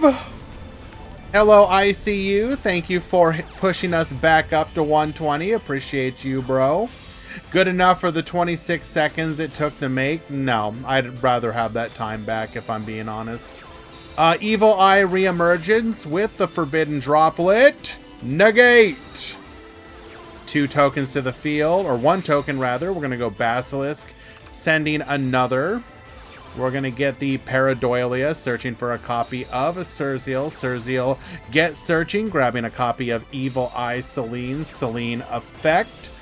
Surzeal get poppin'. We're then going to go for the Gorgon here. Ghost Mourner. Negate. Making it to the Surzeal. We are going to burn here. Revive the Evil Eye of Selene.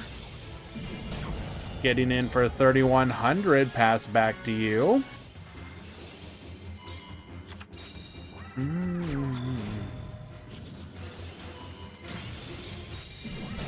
I saw a guy complaining on Reddit that Pendulum should be deleted from Duel Links. You know the funny thing?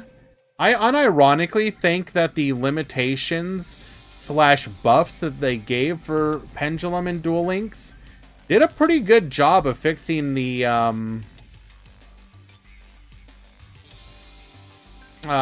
problems of like Pendulum. One, it pushed most of them into being monotype, or sticking with rather not all of them. Raging Pendulum was its own beast, but a lot of the other Pendulum decks were what you would expect Pendulum to be. You know, like you stick to your archetype for the most part, and you, I don't know. Like, the only one that's ever been an issue is Raging Pendulum. And that was just because, that wasn't because it was a Pendulum deck. That was because of just how good the skill was in relation to everything else out at the time, I guess. I don't know. I think Pendulums have been fine in Duel Links. Alright, that was a good 2-0. Well done. I want to watch some more Evil Eye, so we're gonna wait for that match to start. When we stop to look at the game's current decks and even slightly older ones, we can see that the game is stuck with a problem of mechanical creativity. Most of the decks released today have the same playstyle with changes only along the way to reach the final goal. You can count on your fingers how many decks are not based on multiple summons to reach one or two boss monsters that will be able to overcome the opponent or prevent them from playing. But isn't that a Yu-Gi-Oh thing, Fan Luna? Like, wait, what? Like, what are we referring to there? Okay. We see that the game is stuck with a problem of mechanical creativity. Most of the decks released today have the same play style, with changes only along the way to reach the final goal. So we're saying that we're ending up in the same place each time, but we just have a different route to get there. Is that true? Okay, let's take a look. If we take a look at the top decks in the game right now, Sky Striker. Is that... Let's look at the... We'll just look at the top 8 decks in the game right now. Does Sky Striker play similar to Zombies, Blue Eyes, TG, Shira, Mayakashi, Tenyi, or Galaxy Photon? I would argue no. It has a very different play style. Zombies, does it play similar to Blue Eyes, TG, Shira, Maya, Tenyi, Galaxy Photon? So arguably it does play similar to Shira and Mayakashi, but they're all zombie decks.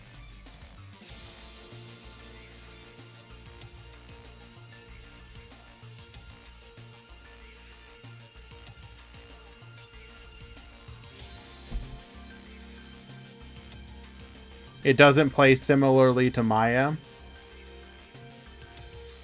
They're focused on reviving from the graveyard, would be the similarity.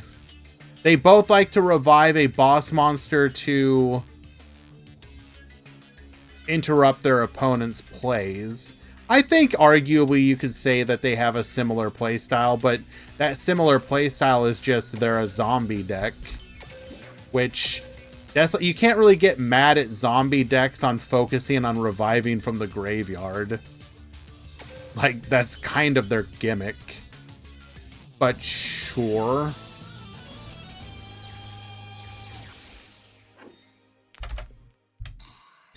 Blue Eyes plays fairly differently to the other ones. It is a back row focused deck with big Unga Bunga beaters. Tenyi, is Tenyi similar? Arguably, Tenyi is similar to like something like TG insofar as you're basically comboing off to build your boss monster. So I guess that those two are similar. And then Galaxy Photon. If you wanna be pedantic, then I guess you could call TG, Galaxy, and Tech Genus all similar. Well, yeah, but we're trying to take this conversation and see just how quote unquote real it is, right? So if we're gonna be as pedantic as possible with it, so that means that in the top 8 you would have 1, 2, 3, 4 unique play styles in the top 8 if we combine several of them together. So a 50-50 unique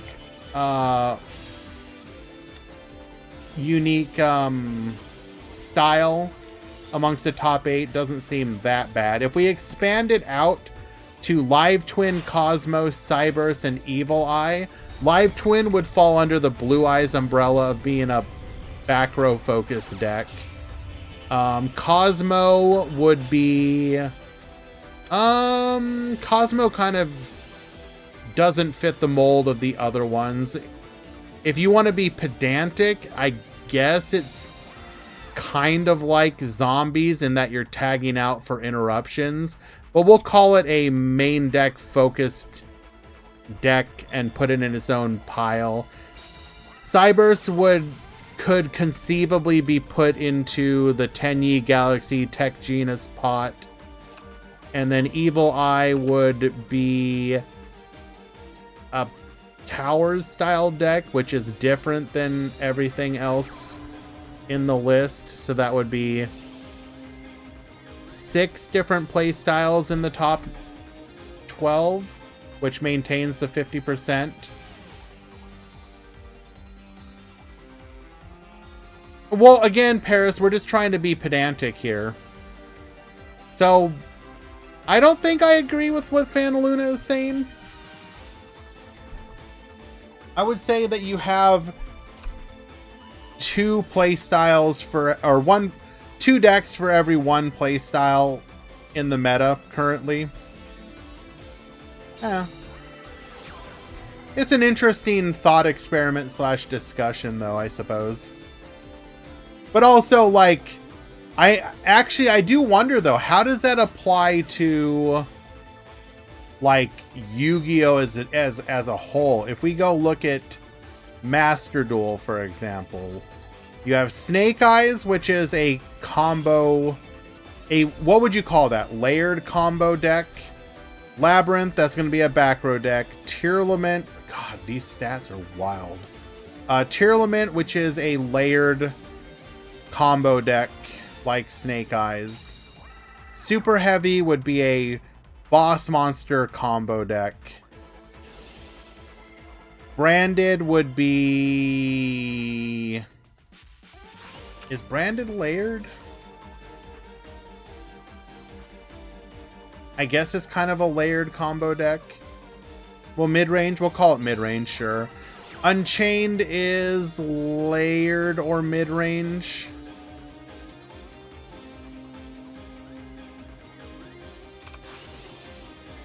Vanquished Soul is layered mid-range. I'm having trouble deciding how I want to label these. Branded as combo. Well, so when I talk about layered, so layered combo is like the one where it's like hard to... Basically, can your deck just like go Dark Ruler no more? If yes, you're like a Build-A-Board combo. If no, because like you can extend into plays like Snake Eyes or Tear does, then I consider that more layered combo. So let's see, layered.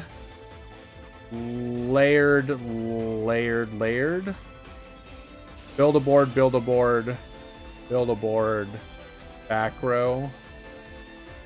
Build-A-Board, Build-A-Board, Build-A-Board, Build-A-Board.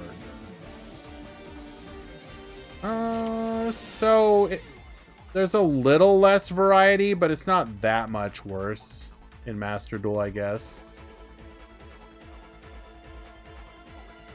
Well, but the interruptions are layered, Paris. That's what I'm talking about. Can I blank your board with a single dark ruler? If yes, you're like a build-a-board. If no, you're layered.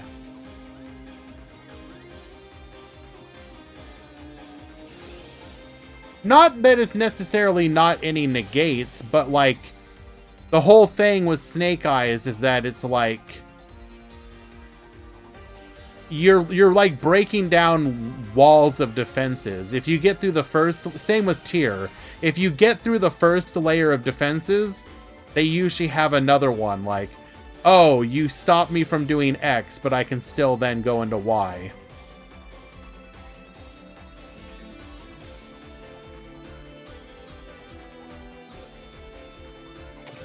So, Evil Eye of Selene, going for the Yoko, going for the Gashirakoru, going for the Mayhem effect here.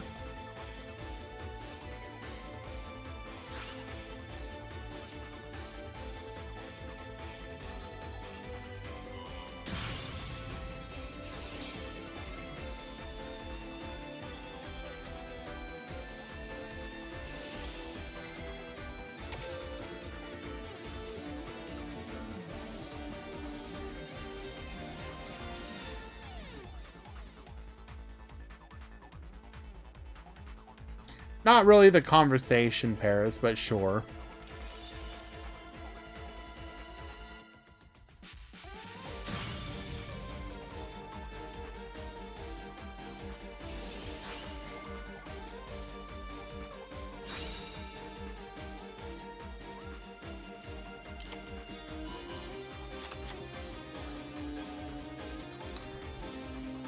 Mayhem able to work around our opponent's protection.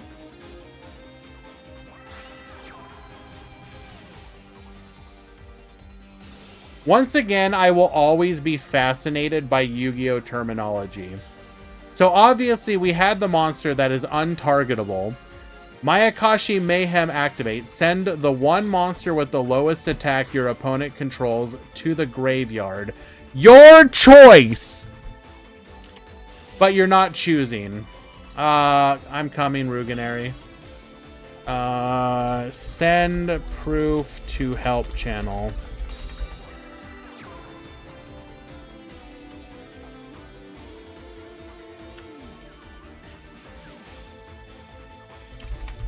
I pinged you where you should send it, Ruginary.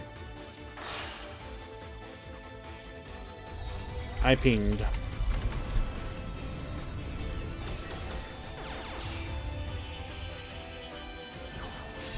Your choice, but you do not choose, and thus do not target.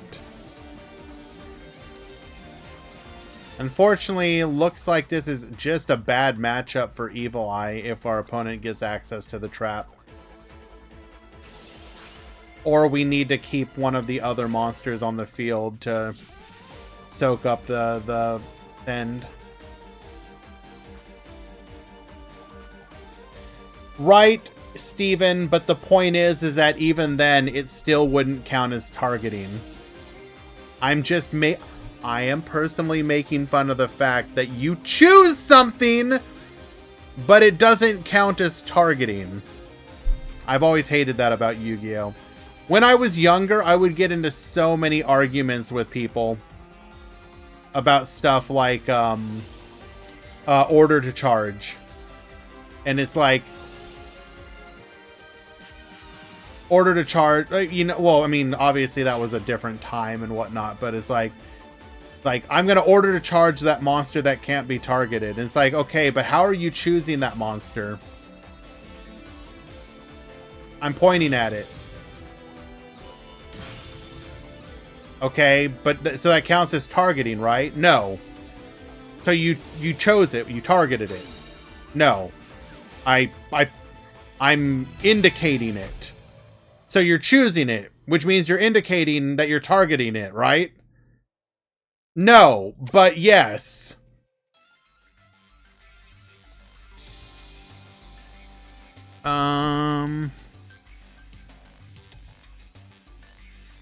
Yep. Restart.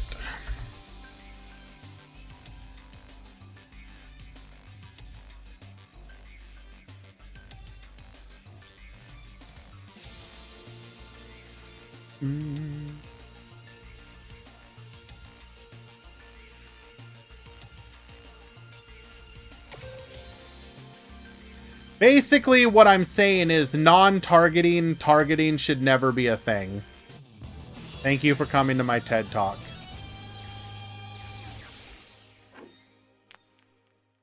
I refuse to repent.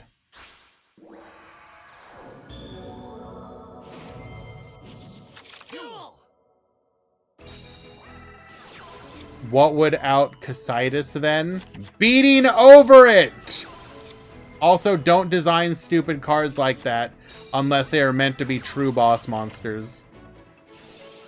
I disagree.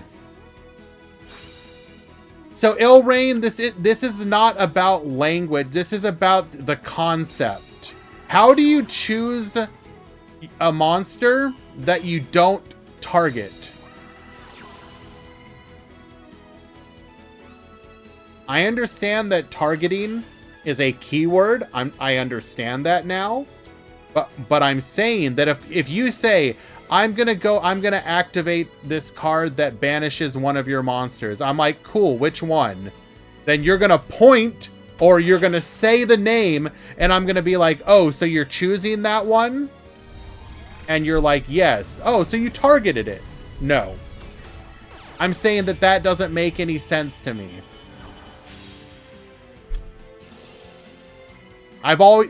It's one of those things where I intellectually understand, but I hate the idea behind it.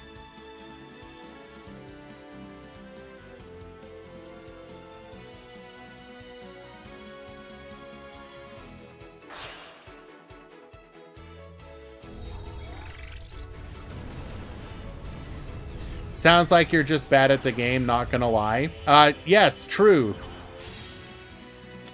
1 million points, Paris, if you want to challenge me. Missing the timing should not be a thing, in my opinion. They should issue updated problem-solving card text that says that when and if is the same. Fight me. Fight me over it. All right, we've got a turn 1 of Surzeal and Zerzeal. That's pretty good.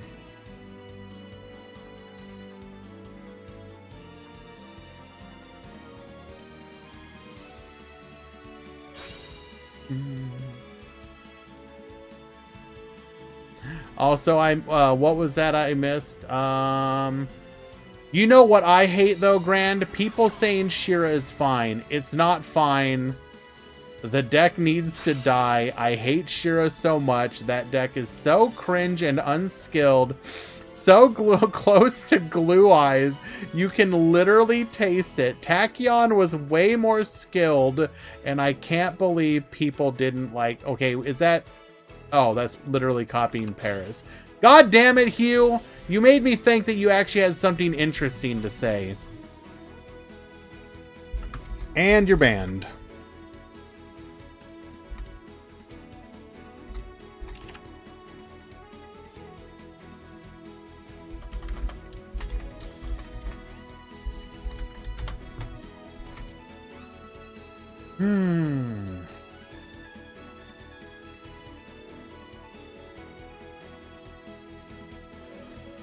Getting dropleted once again. Can we put up lethal damage in this scenario, though?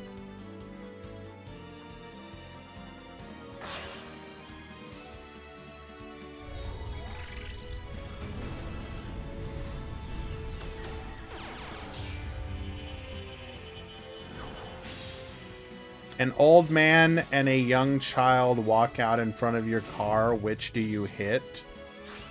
I've always been an overachiever, so both.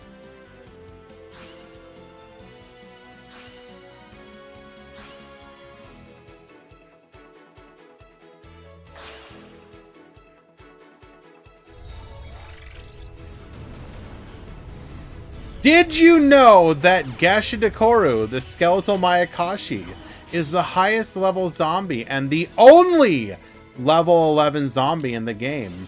You know what, Metal? And I did in fact know that because you literally repeated the same damn thing in another chat already.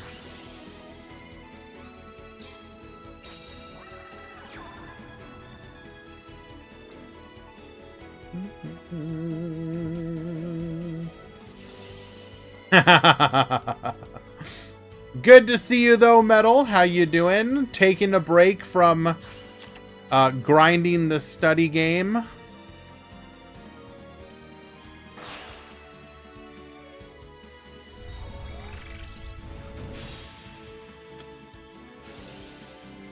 We can extend. The question is, do we get to lethal?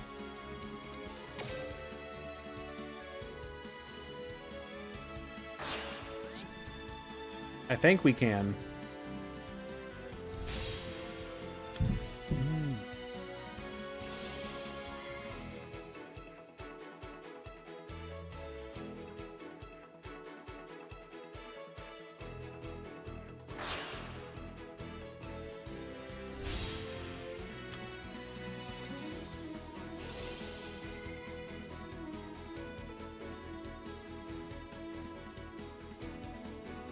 How much are we looking at right now?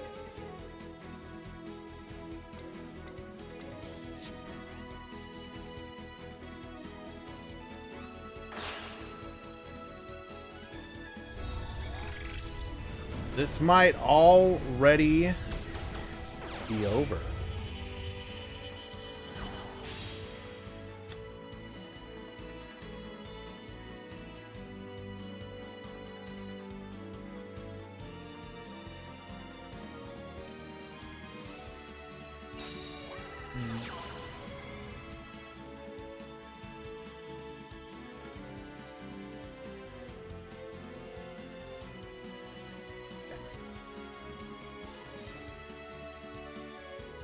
Oh my god.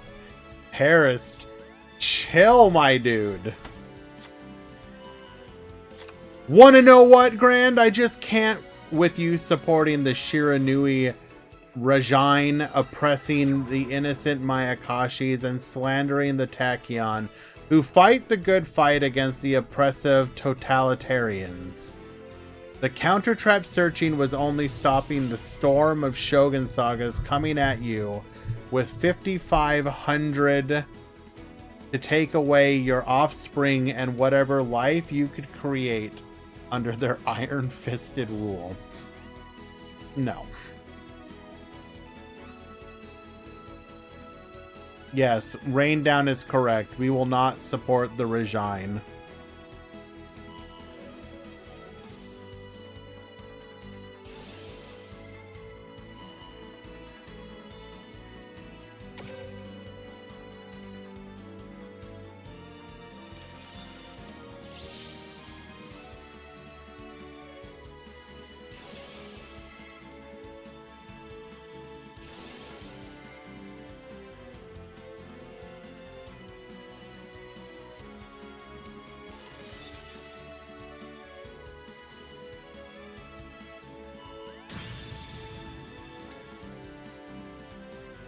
Reviving the Tengu here.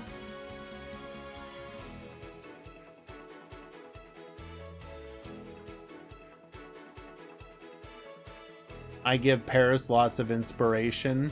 I would like to think I inspire everyone if possible.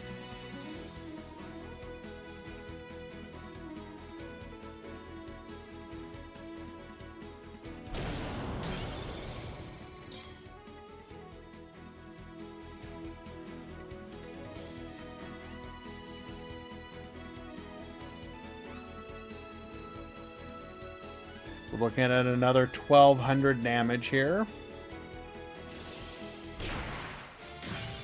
1,100, I can math.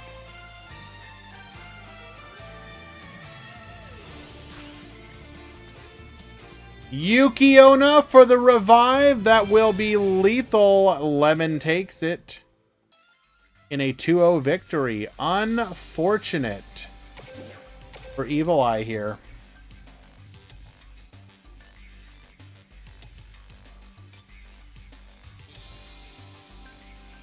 All right. Let us find another match.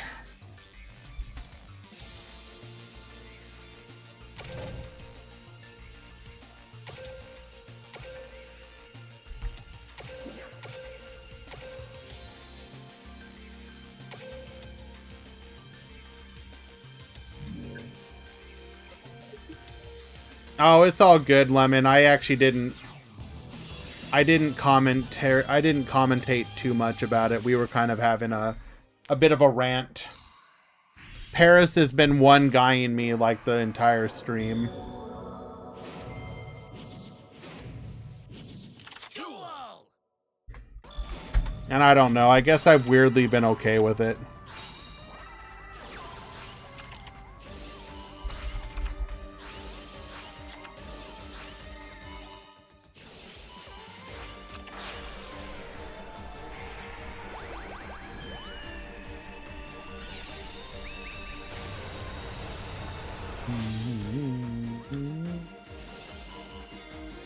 If I could pick a single card to add to Duel Links, what would it be and why? Ah, that's a tough call because, like, you're either going to potentially make an archetype good or you're going to change, like, the entire game. Ooh. A single card, rather. I'd have to think about that for a moment.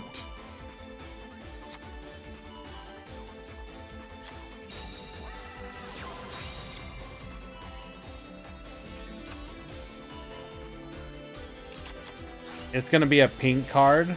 I mean...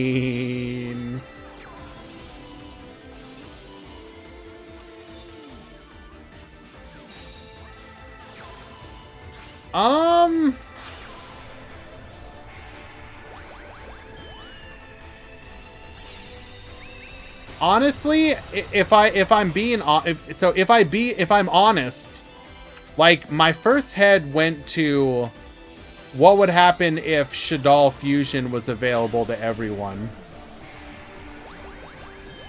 Actually.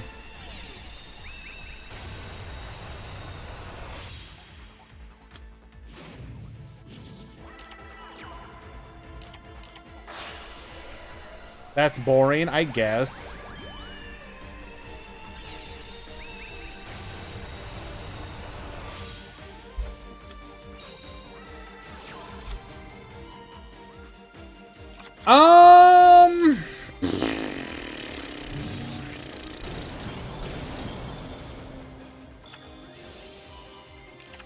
I guess if I was to pick like a purple trap, I'd like Dogmatica Punishment.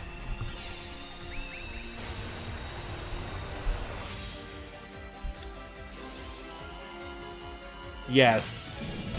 What's up, Duel Links free to play? That's also boring. Why is my shout out? Oh, screw you, Easy.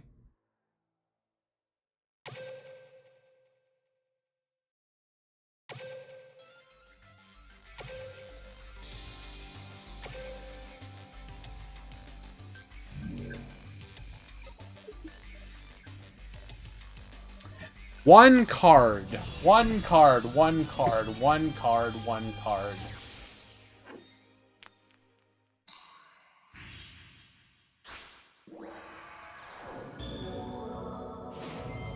Is it time? Duel.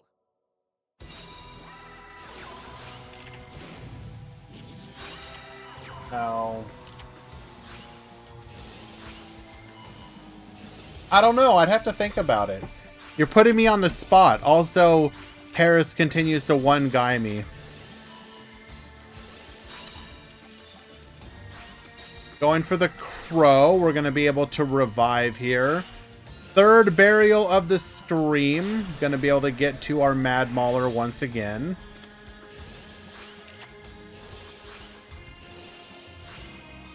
We are not getting Harpy's Feather Dusker. Chill.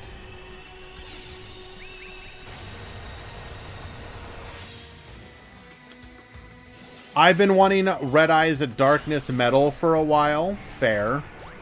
What about Nibiru? I mean, technically it could come, and technically there are some matchups where it would be good.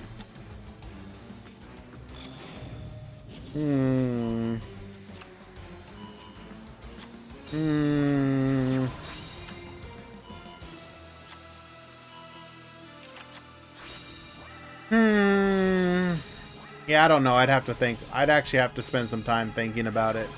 There's like one card.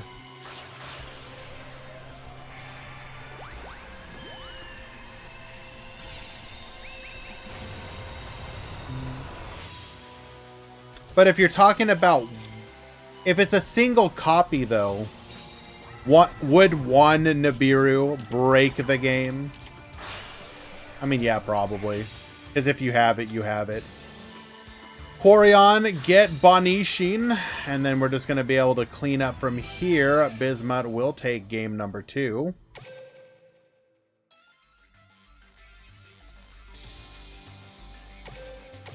Game 3.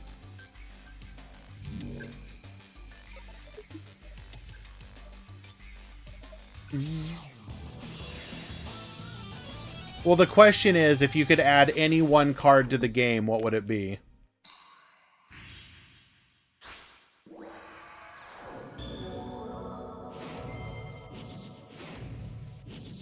Duel! When Duel Links release Lab. That's actually like tangential, though. It is going to be interesting to see how they add those archetypes in the future, because eventually, obviously, you reach a point where you add, but you have to add them in such a way that they don't, like, break the game, right? So you have to, like, limit them in some way, shape, or form. So we're going to reach a point, I think, where those decks are going to have a lot... You need to release them with a lot of pre-limitations, right? Like, you would be like, you know... You would release multiple cards that limit 3. Some of the boss monsters you release at 1. So, like, you can't run more than 1, and then you could tie them to spells and traps that they need with limitations as well. Like, it's going to be really fascinating when they get to that point, because the level of power creep that has occurred in the TCG, OCG, etc., I envision them wanting to avoid having that happen in Duel Links, because, like, imagine you reach the point in Duel Links' history / lifespan where you're releasing something like Tenpai Dragon, which is on the conversation that for a lot of people are having recently because of the release announcements and whatnot. That's a deck that you have to restrain in some way, just like you're going to have to restrain some of the other decks, like Snake Eyes eventually, like Labyrinth eventually, like... Yeah, that's what we were talking about at the start of the stream, Paris. So, again, something you could envision, like, if Labyrinth was ever... If Duel Links ever got to the point of Labyrinth, you're either locking stuff behind skills, or you're doing something like, Ariana's limit 3 alongside Big Welcome Labyrinth also being limit 3. And then Lovely Labyrinth is limit 1 alongside, you know, whatever. Barone would break the game. No way it's ever coming. Barone is going to be one of those cards that if and when it comes, like outside of a skill, would just be like a limit 1 that is competing for other limit 1 slots. Remember, the Duel Links ban list system does have the ability to curb problematic cards pretty well. Paris, you're also wrong. I want Dragon Link and Duel Links. I mean, the next time that they decide to support Rocket, you're going to get dangerously close to a Dragon Link, a more Dragon Link-ish deck. All right, Bismuth cleaning it up. Double attack will be lethal.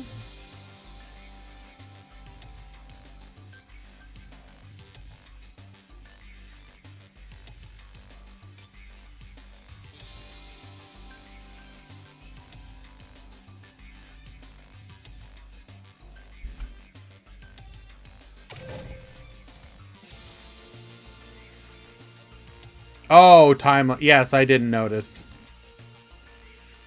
I'll be real.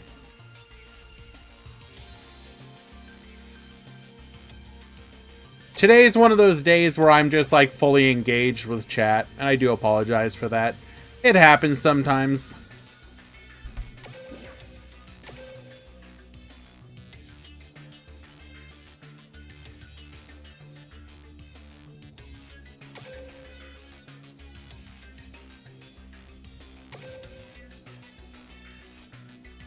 Well, no, like, Moose, we're talking about, in reference to, like, not casting the game itself. I try and do a healthy mixture. Today is, like, a heavy chat day. Give Cristrons a skill that adds Hulk. I mean, you'd want a skill that does more than that, though, right? Like, adding Hulk is one thing. Like, realistically speaking, you would also want it to do something like increase the size of your extra deck, I think, would be... so give you access to a couple of the other Crystron Synchro monsters for free. Like, unironically, I think we have seen that decks like TG and your other, like... the skills that add extra deck monsters do help out with the problem of the extra deck being too small, while also being a limitation for other decks not getting all of those slots. So Fefnir in the graveyard at the start of the duel, that is a fantastic idea. That is a fantastic idea. Konami, Intern Kun, if you are watching, please write that down. Alright, we're going to go for Beast to draw 2, send 1. We're going to Mind Control here. Shaddoll Fusion, using our opponent's Blue Eyes White Dragon as part of our El Shaddoll construct. Pink, do you need to keep the window open?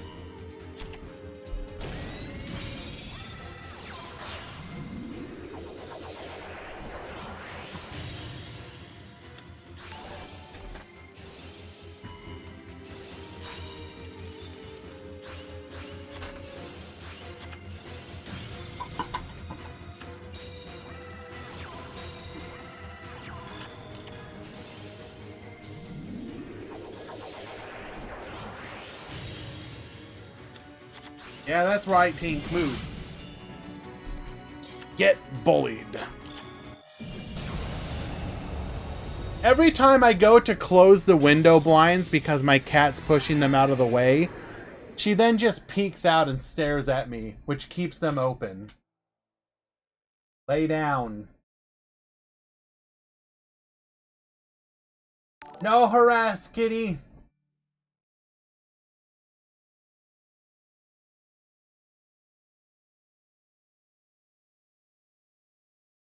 That's why you see the light here.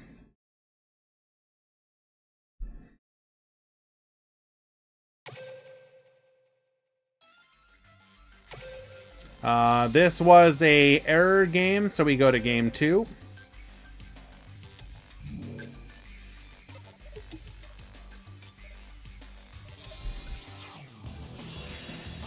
What are you doing?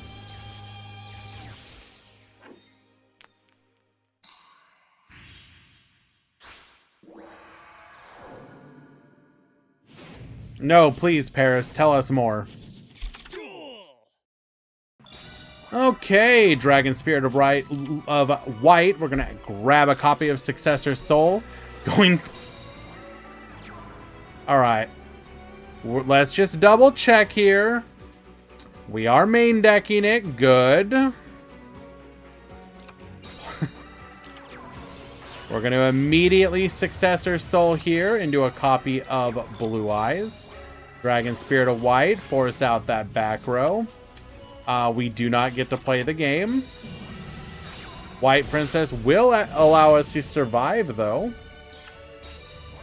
Setting 1. We're going to go for the ultimate fusion, bring forth the Dragon Master Knight.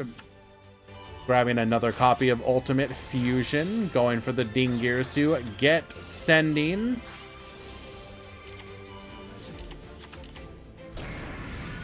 Falco effect into a copy of Wendy. This will keep us alive. Dragon get sending, also going to keep us alive. Shadal Fusion, we're going to send Wendy and AD Changer.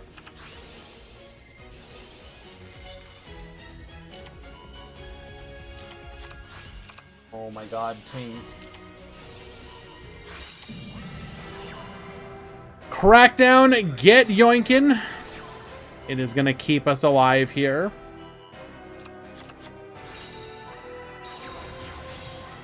We're then going to make another... Wait. Okay, how did we lose the first Dingir? Oh, it got sent. So making another copy of Dingirsu.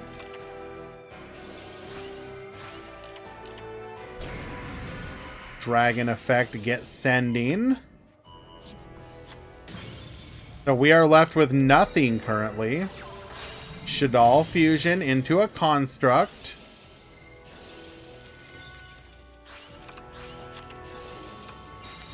We're going to get in for 28. How do we turn this around? Blue Eyes White Dragon. That is going to be the normal summoned, by the way, Blue Eyes White Dragon. So construct does nothing here. We're going to go for the recycle. Summoning another Blue Eyes, and our back row does nothing. Also, I don't know if I called this out earlier. Kyo-Ren, thank you so much for the follow. Appreciate you.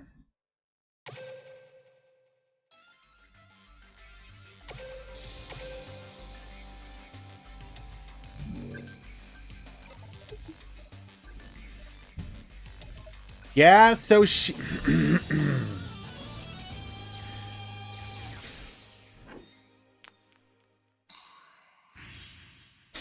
can't. Yeah, so Shira is such a brain-deaded deck. I just can't with it. It literally has no chance of playing versus any good deck's end board right now, RN, unless it opened up like Droplet versus TG. IG. It's just a coin flip deck. It's just become the coin stellar of the format. I just hate it. I hate that it can set up 2 pops and monsters with protection and draw 2 with 1 flipping card. I just hate the deck here.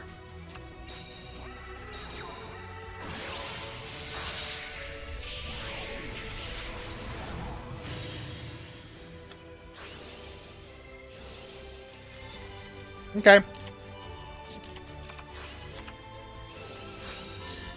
Crow effect, stopping us from being able to use the Wendy there. We're going to get in for 28.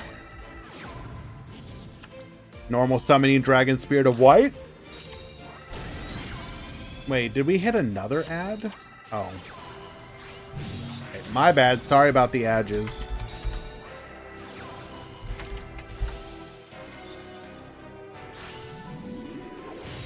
We're going to make another copy of Construct. Get sending the Dragon Spirit of White. Wendy bringing out the dragon. We're going to go for Ultimate Fusion here. Bring out the Dragon Master Knight. Battle Chronicle effect, allowing us to grab another copy of the Dragon Fusion. Dragon effect. Successor Soul 2. Get dodging. Squamata. We're then going to go in... Excuse me? Going for the Shadal... Has anyone ever summoned this card? During your main phase, you can fusion summon 1 Shadal fusion monster from your extra using monsters from your hand or field as fusion material. If this card is in your graveyard... This card is terrible. Why are we going into it?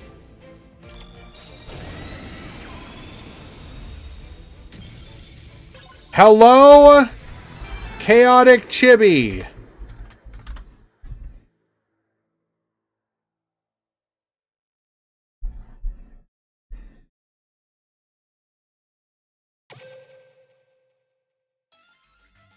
Yes, you showed up at the worst time. I'm sorry. But I appreciate you.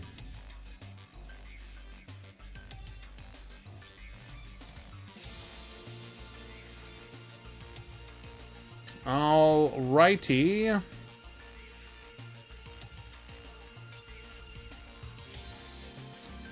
Looks like we are ready for the top 4.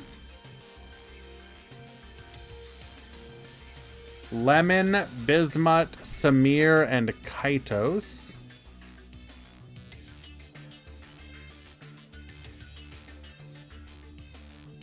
Lemon, Bismuth,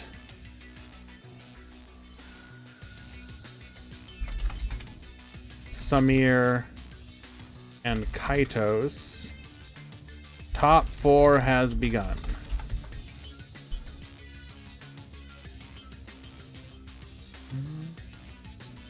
It's 3 minutes per hour. You showed up right at the start. Sorry.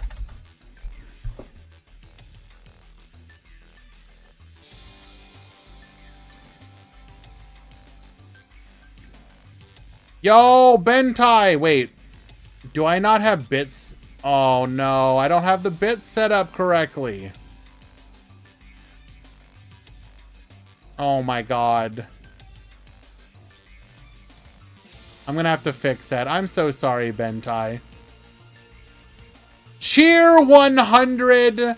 Kiss a Kill Love, Leela Love.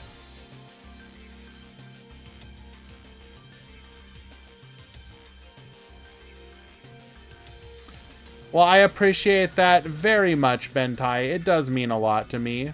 Appreciate you. It's been a good stream. We've been getting one guide by Paris the entire stream. But otherwise, it has been running smoothly, and there's been a lot of fun conversation. I've been enjoying myself. Oh! It's just delayed. There we go.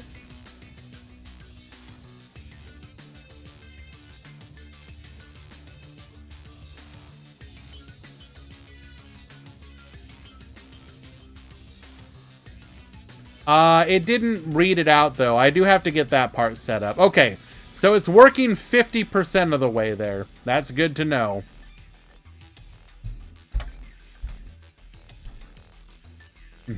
Twitch missed the timing. True!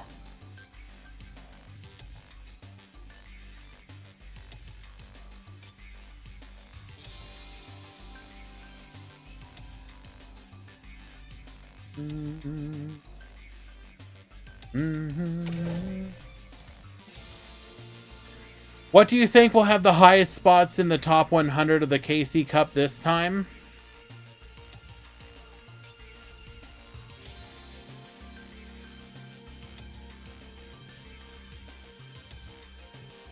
I think it might actually be, like, really balanced.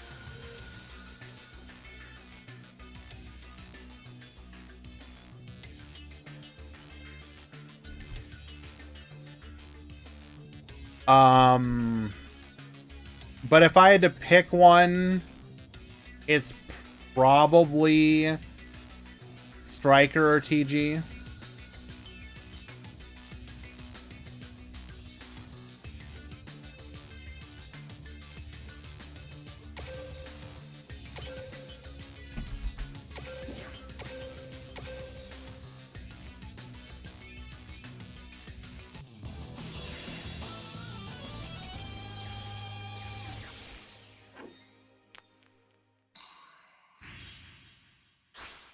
I forgot about... It's not going to be Tenyi.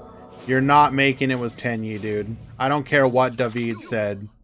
You are not getting top 100 with Tenyi. It's not going to happen. You could stream your entire run with Tenyi, and I would not believe you.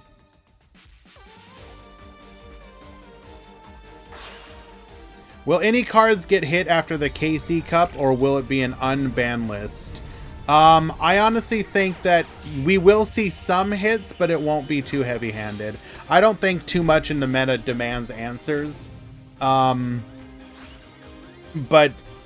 yeah, it'll be unhits more than hits. Well, potentially depends on how much they want to unhit.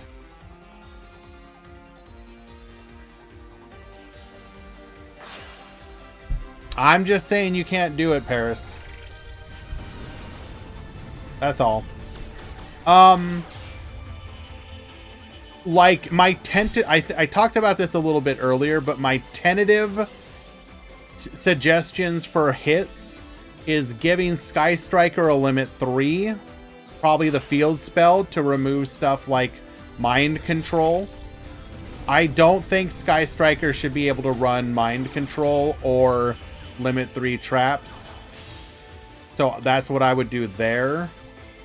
They could also, if they wanted to, if Sky Striker does too well, you also give it a limit 1 in the form of like multi-roll, so that they can't run reinforcements or terraforming. But again, it depends on how Sky Striker does. Can we get Lost Wind off of the limit 3? That's actually a very interesting question. Probably. Isn't Lost Wind just like a arguably like worse Chalice at this point? If you wanted to hit something, so the one that I think is for sure is them hitting either Mizuki or Burial from a different dimension. If you want to be a light touch about it, put Mizuki to 2. That way they can never see 3 copies of it and can't Burial back 3. Just removes it overall.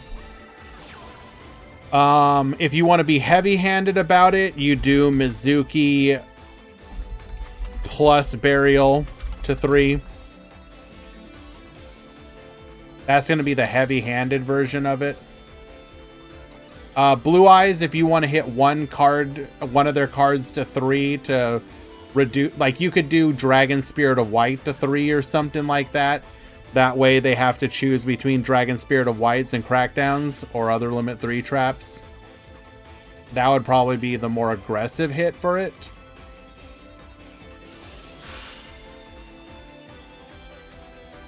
Mizuki limit 2 also hits Shira that plays 2 Sarcophagus. I mean, that's irrelevant. Who cares?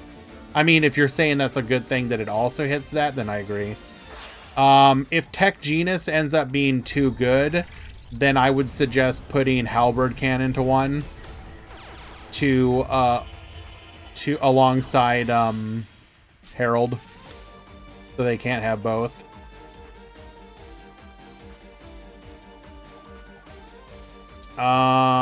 If you want to hit, if you feel the need to hit Shiranui more, which I don't think you need to do, the Mizuki to 2 or 3 technically hits them.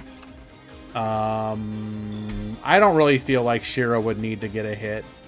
Mayakashi's probably fine. Probably doesn't need a hit. Yeah, there's not like necessarily a lot that really needs it. Who let Maya? Get lucky on your run to the top 4, I suppose. We've got TG, Mayakashi, Blue Eyes, and Sky Striker in the top 4. That's actually a fairly representative top 4. Only pure zombies missing.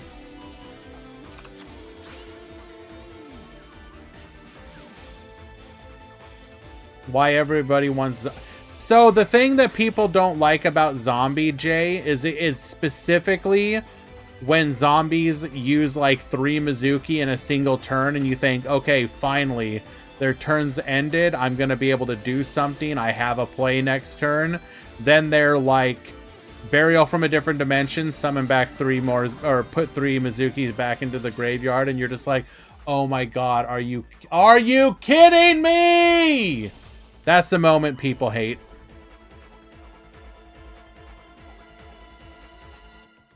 That's the exact moment people hate.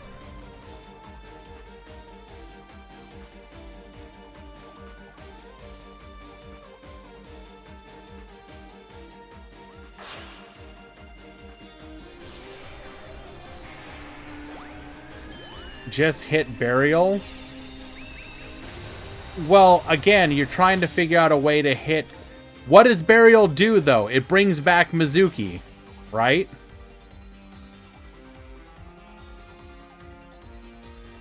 Like, it doesn't matter how you hit it. The idea would be you hit Mizuki. I'm not advocating any one particular hit, by the way.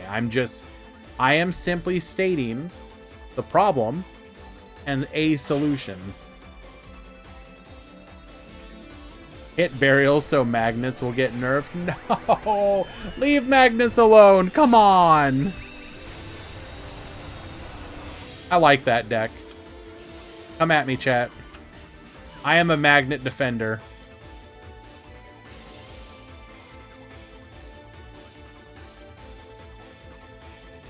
So the problem with if you do limit 2... Okay, first of all, let's start with limit 2. If you just limit the Burial and that's it, that means that you're still going to have those turns where you Burial back 3 Mizuki, and it's going to be like nothing changed. You're going to be like, oh, my opponent high-rolled me. Now I feel even worse. That's why I felt that Mizuki is the better hit, because even if you do get the Burial, then you're only getting back 2 at most, and it feels a little less painful. Because they can't extend quite as much, because if you went 2 Mizuki into recycle 2 Mizuki, that's only 4 instead of 6.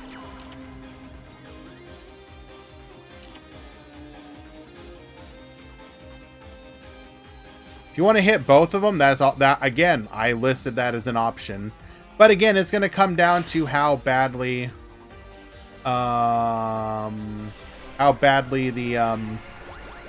or how the deck does in the tournament, or in the KC Cup.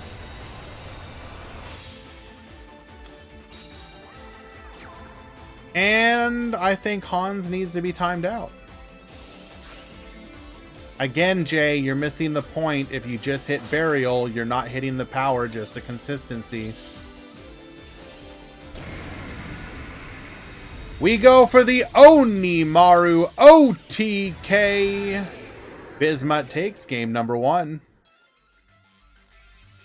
Damn, all the zombie defenders out here. Burial is very much the power. Okay, Atlas, tell me, if I put Burial at, say, 2, am I reducing the power of Burial? Or am I reducing the consistency of Burial? If I limit Mizuki, am I reducing the consistency or the power?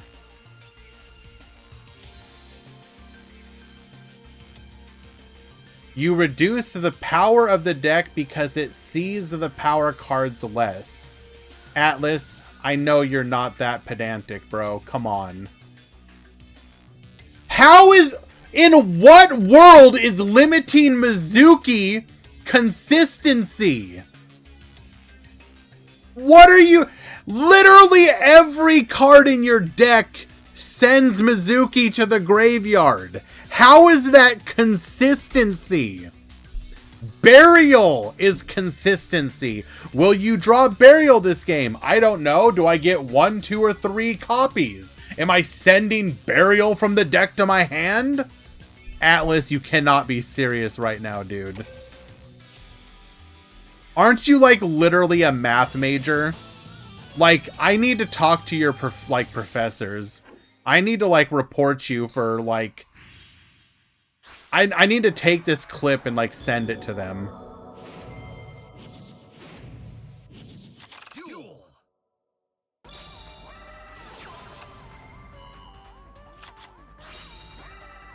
Get him academic probation. I want to at this point.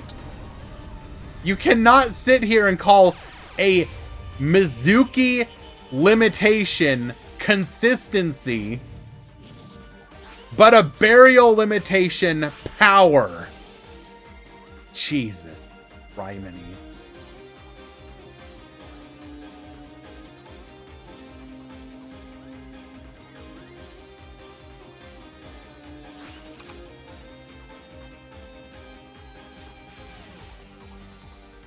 That's it.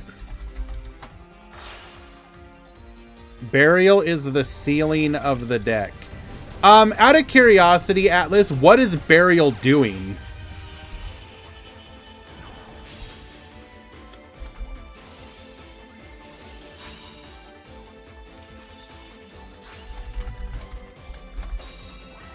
Doubling your revives. So you're saying the power card is actually Mizuki.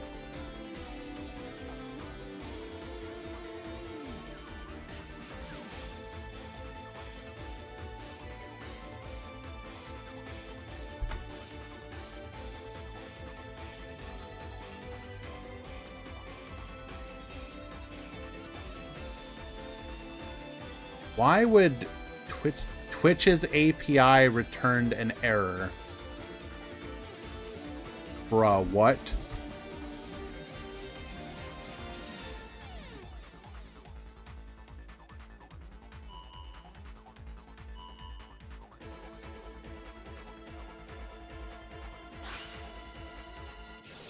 Okay, but if...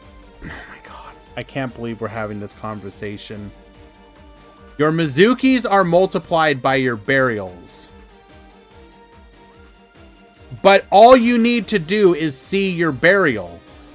The burial you could have 1 copy, 2 copies, or 3 copies in your deck. If you have 1 copy, if you still top deck that 1 copy every single game, then nothing has changed.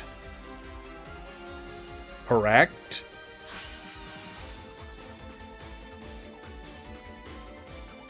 If you have 1 copy of Mizuki in your deck because of a limitation, the power of your deck is limited to the fact that you can only Mizuki once, Burial, Mizuki. The power went down.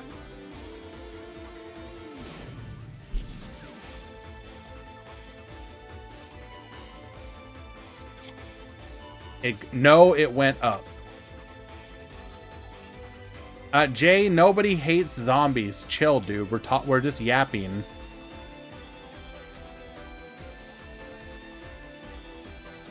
Correct, but it also means you can't make your board as much because you don't open the cards to discard for the skill. Most of the oh my. We're just gonna we're gonna talk. We'll talk elsewhere. I'll yell at you elsewhere. I'm not gonna let you I have been one guide far too many times today.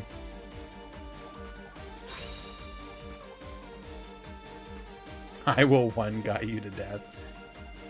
Oh, I adore you, Atlas. Okay. So we have the ability to revive for the pop.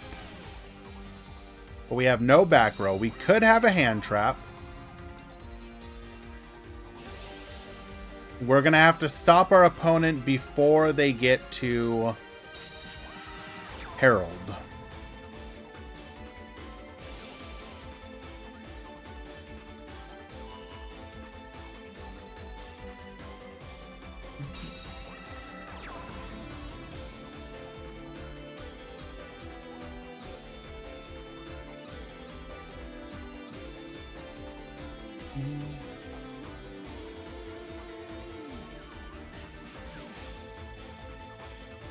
You think Chang-Chi and Burial to 3?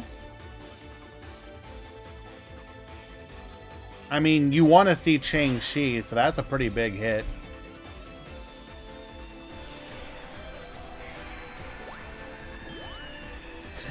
By donating 1 burial today, you can save 3 Mizukis from being banished. The only thing in need of a nerf at the moment is the Chronicle skill. You really think so? If you were to nerf Chronicle, how do you nerf it?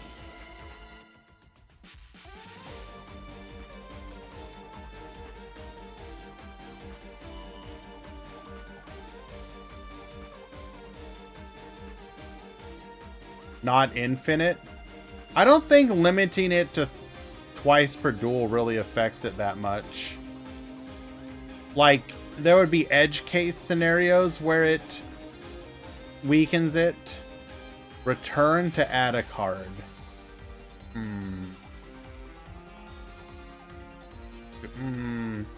I think that might kill the skill, though. That's a really huge ask. I think you're better off doing something like Dragon Spirit of White to 3 to get rid of crackdowns or limit them. Because you do not want to give up Dragon Spirit of White. So, like, instantly Crackdown comes out of the deck, or you're running, like, 2 Dragon Spirit of White, 1 Crackdown.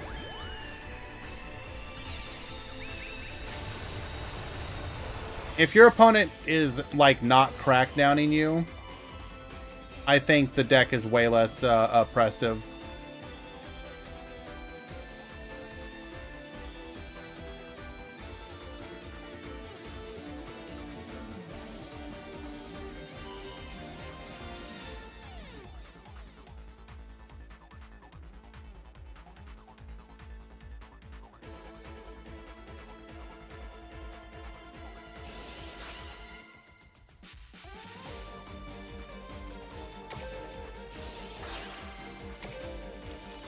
We're going to negate the Yuki-Onna here. Banish everything. Can we get another body on the field?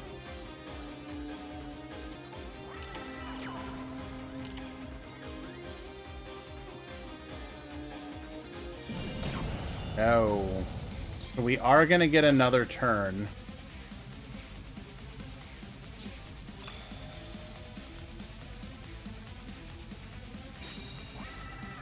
And we do have the Hajun.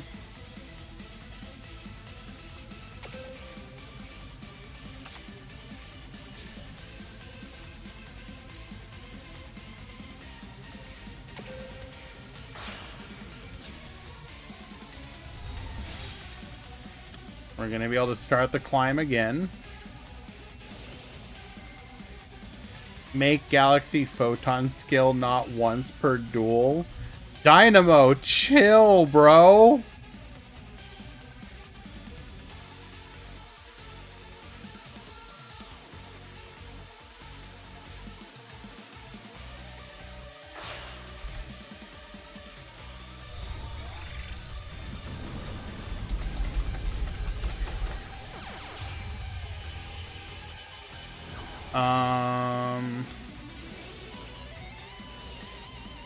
Atlas, are you available to hold a room for me?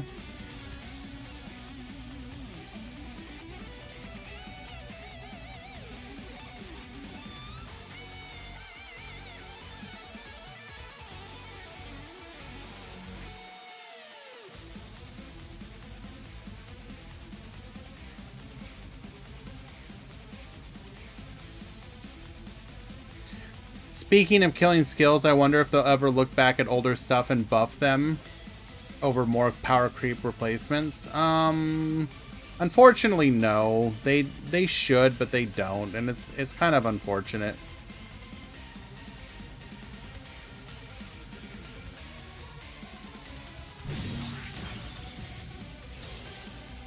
We're gonna revive the Gashitakoru here. This will allow us to beat over the Quarion.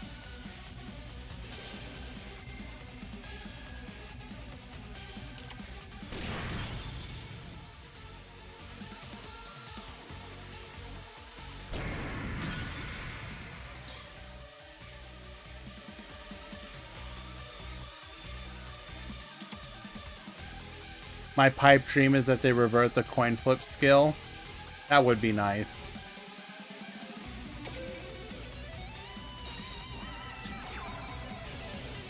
Oh, top deck's a Screw Serpent. That is huge.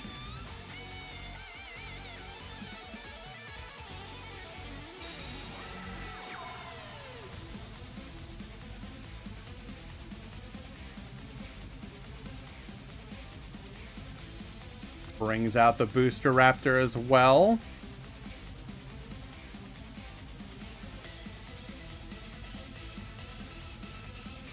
I mean, anything should be lethal over the Docky.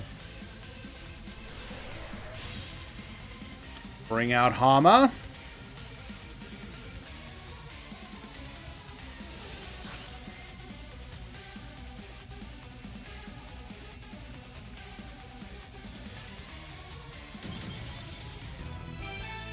Yep. Did not have it. We could bring back the level 9 from the banish pile, but it wouldn't get the pop, so we just have lethal over the Docky.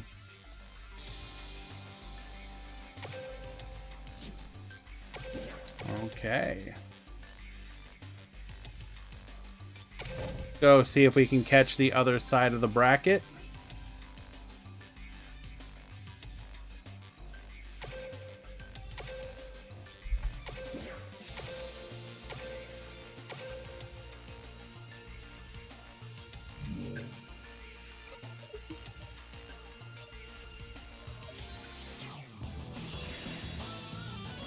I did actually enjoy Master of Destiny quite a lot. That was a fun skill. I agree. Bring it back.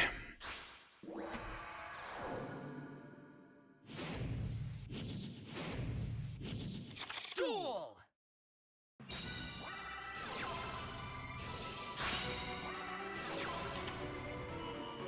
Can we get back 3-star demotion? Is there a way you could do that? I mean, so you just... Is it... You just want a no tribute summon skill, but what do you want it for? So you want like a Blue Eyes, or... Is it for anything? Like, what's the, what's the goal there?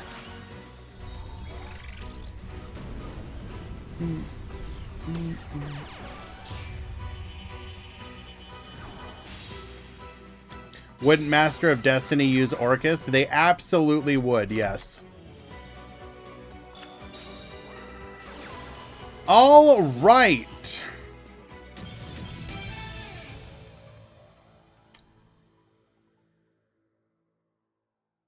Thank you, Ohaimi.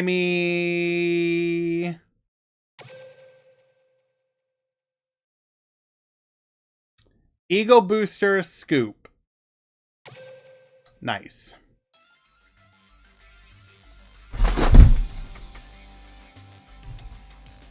Okay, Tinkerbell, please. My cat is trying to kill me. 1 second.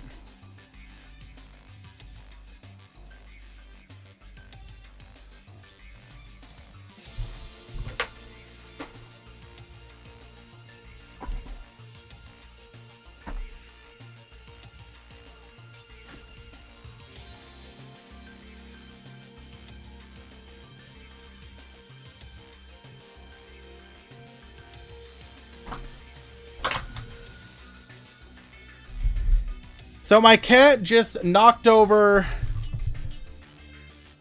my fan, which Cascade knocked over into my second monitor, which Cascade almost fell on me.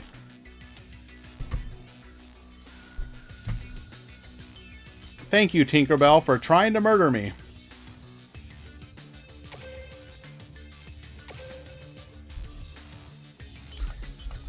But yes, thank you for the raid, Ohaimi. Good to see you, my dude.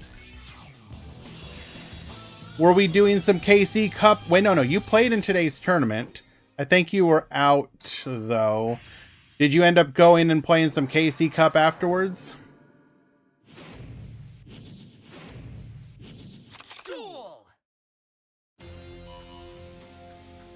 I mean, I don't even know why I have the fan there. The fan that I actually use for cooling is over there right now.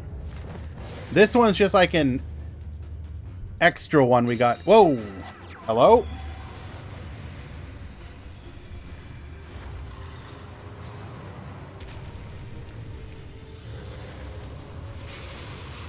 Big Guy Turbo. So how did the Glad Beast run go? That deck's actually surprisingly not awful. Obviously, also not great, but way better than it has any right to be for how mid the skill actually is.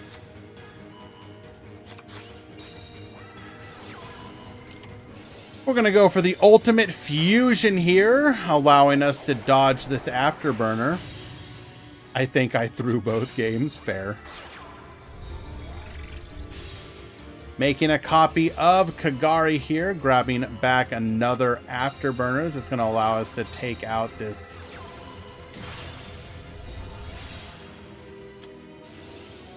Twin Burst Dragon. We're going to reset here, grabbing a copy of Engage.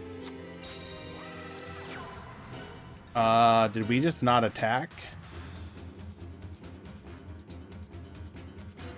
Were we limited? Oh, we activated Volcanic. Wait, did we activate Volcanic Wall? Yes, we activated Volcanic Wall.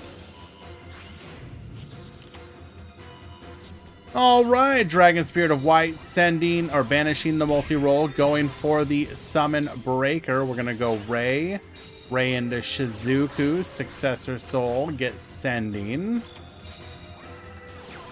Afterburners, we're going to go for the pop here, dodging out, or not even dodging, just going to go for the Dragon Master Knight here. Hits the Summon Breaker, Area 0, Widow Anchor, get yoinking. We're going to find a copy of Jamming Waves, linking off our opponent's Dragon Master Knight for the Nightmare Phoenix. Engage, searching for our second copy of Multi-Roll. Multi-Roll going to get played there. We're then going to send, allowing us to grab a copy of Ray. We did not draw into a Blue Eyes, so we will go ahead and lose game number 2. Tying things up, let's go to game 3.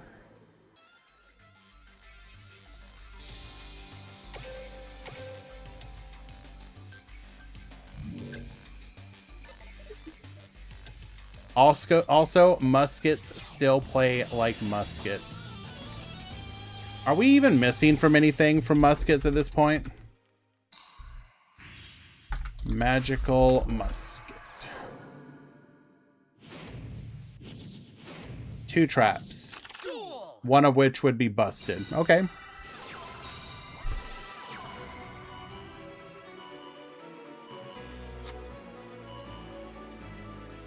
What's the other one? Continuous Trap, Crooked Crown. You can only control 1 Crooked Crown. During the main phase, you can special summon 1 magical musket monster from your hand.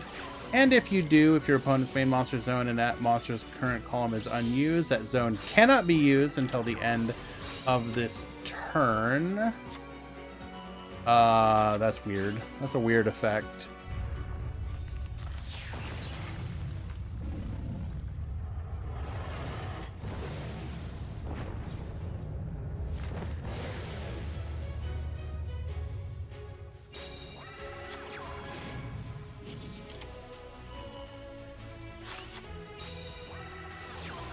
Alrighty.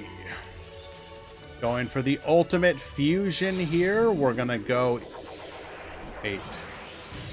Could not target. Wait. We just did not expect our opponent to have the black. I think it was irrelevant, but did not expect our opponent to have the Blackluster Soldier in hand to allow us to go into the Knight. That will be an easy lethal. Dead anyway. Yeah. All right, which means that we do go to the grand final. We'll go ahead and do a quick prediction here. This is going to be Who Wins?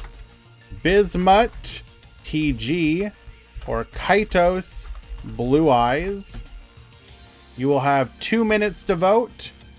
I will be right back as well. I'm going to go use the restroom. And when we return, we will have the grand final.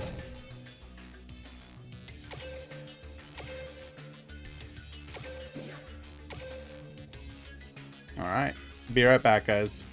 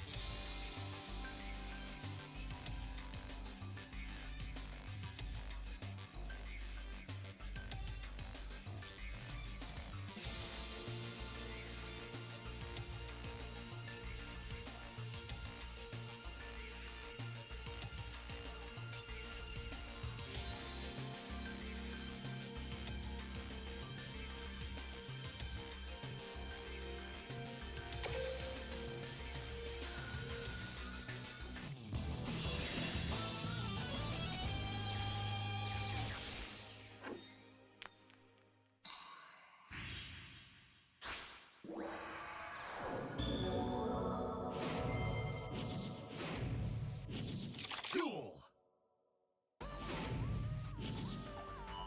God damn it, every single time. All right, everyone, we are here for the Duel Links Meta Weekly number 325 final. I'd like to thank each and every one of you for coming to hang out or sign up and play or just be part of this little community of ours. We have reached the end of today's tournament, a single elimination, one deck, no side, best of 3 tournament, with Bismuth at the top on Tech Genus, Kaitos at the bottom on Blue Eyes, 2 of the best decks of the current format. TG will be going first here. We're going to get into a copy of Herald of Arclight. We're also going to be able, through our combo line, get into our Halberd Cannon. This is going to give us 2 ways to interrupt Blue Eyes' own attempts to disrupt us. We're going to be able to stop the normal summon, which turns off the ability to use the skill for that turn, as we will not meet the condition of normal summoning a Blue Eyes. And we will also be able to negate a spell trap, such as the Melody of Awakening Dragon. Now, the back row, because we had to use up our Halberd Cannon, we are actually able to disrupt extremely well. That moment of weakness right there, sending the Screw Serpent back to the deck and missing the timing on the Halberd Cannon. We're going to be able to go for the ultimate fusion here, and this might just be lethal. We're going to go for the Ding Girsu. Ding Girsu gets sending. We do not actually have lethal here. We're going to go for the Fossil Dig. Fossil Dig grabbing a copy of Miscellaneousaurus. Limiter removal once again, grabbing us a copy of Screw Serpent and Warwolf.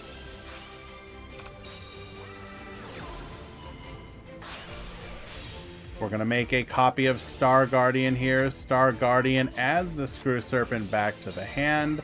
Summon out. Go for the Warwolf. We're going to make the Cyber's Quantum Dragon here and the Hama. We're going to go to battle. Sending back to the extra deck. Get in for 25. We just need this to connect. 28 lethal.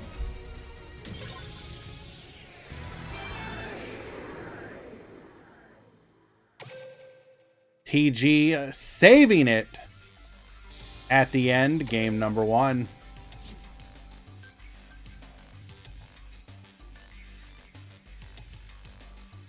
Yes, Halberd can miss timing. It is quite unfortunate.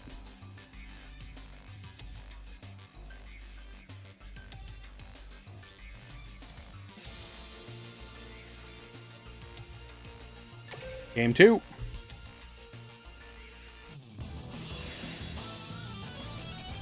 Scripted.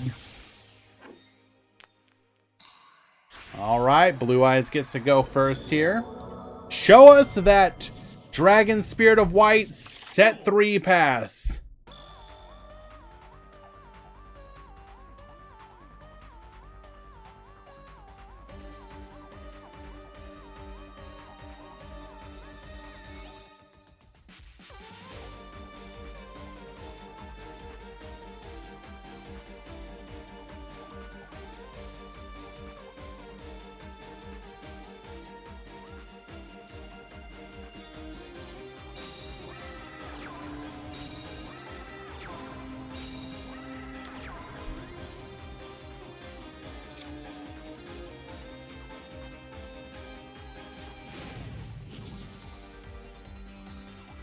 I don't think you set Crow in that scenario, though. Maybe you do. That's weird. Okay.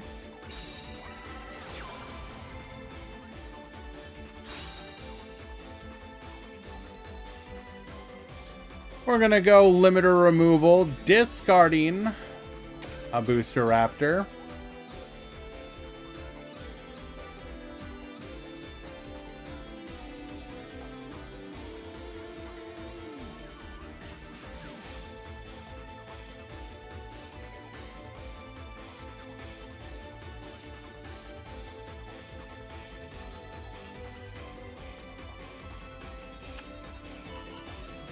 Going for a copy of Screw Serpent and Booster Raptor.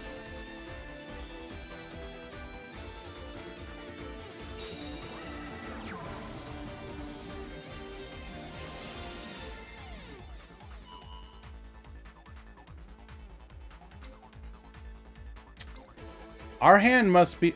Okay, Bismuth's hand is not great either if we can't Striker Warwolf here.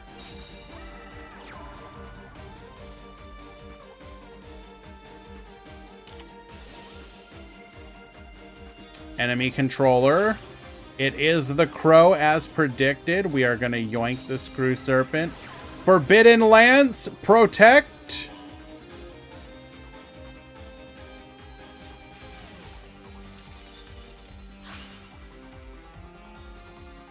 we're likely looking, if we were making this play, other than desperation, that would be a soul successor. Yoink, get sending. There won't be a next.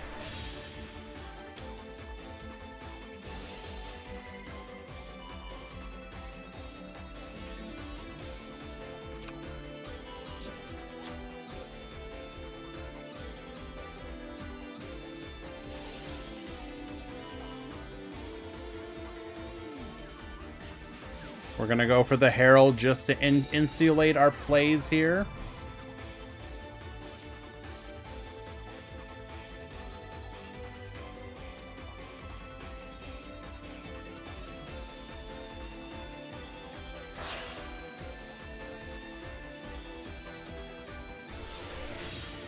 Well, if it's drowning, it is now turned off. All we need is another Warwolf in hand, and this will be game.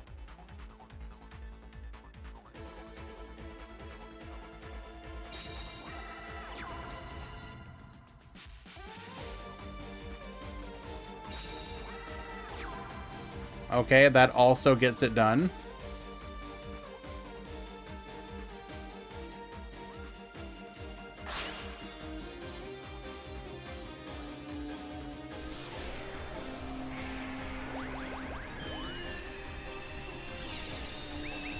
Yep, it's just a matter of wrapping it up at this point. Go into the Power Guardian, Power Gladiator rather. Get our Recipro Dragonfly.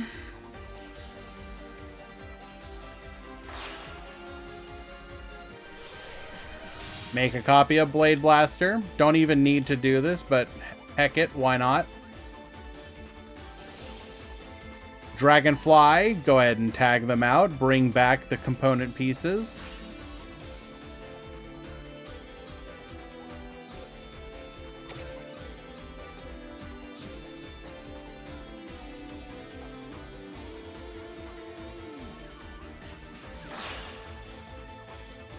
Clear mind. Remove max limiter. Open regulators. All systems are go. Infinite power will create a new future. Go! Delta Excel! He did say the thing, Atlas.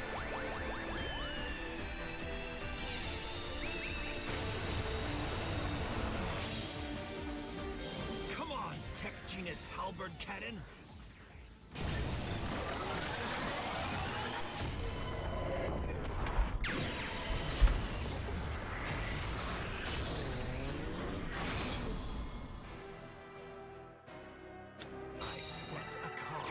We have a back row on top of it. Go in for the 4K.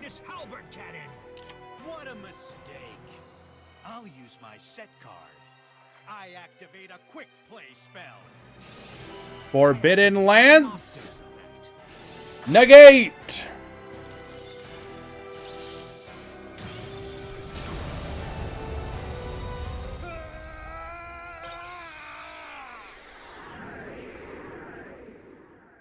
Enjoy this for now. Since I surpassed my limits, you're no match for me.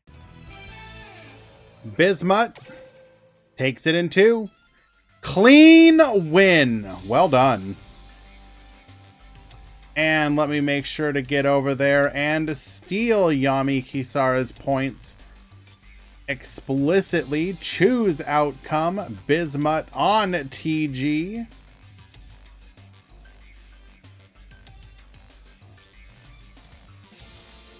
There we go. Why not go to damage step? It doesn't matter. You can still negate it.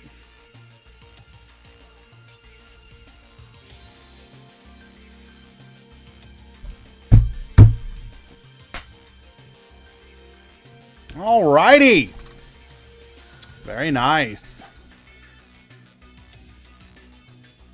Congratulations, Bismuth. Very clean win. We can go ahead and take a quick peek again at what was played in today's event.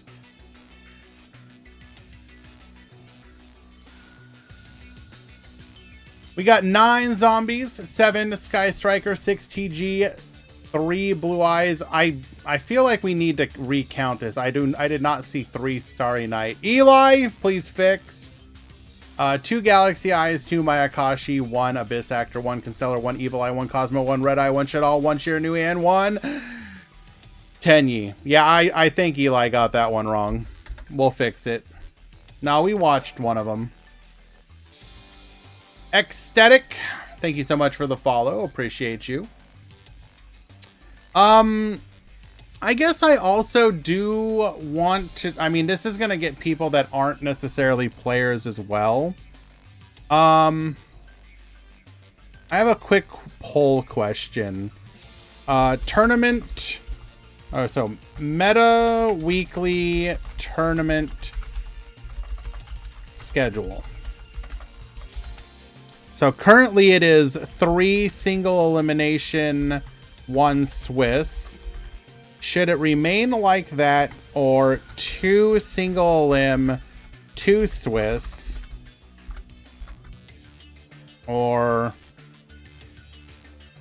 all single elim, or all Swiss? Give a couple minutes for people to vote.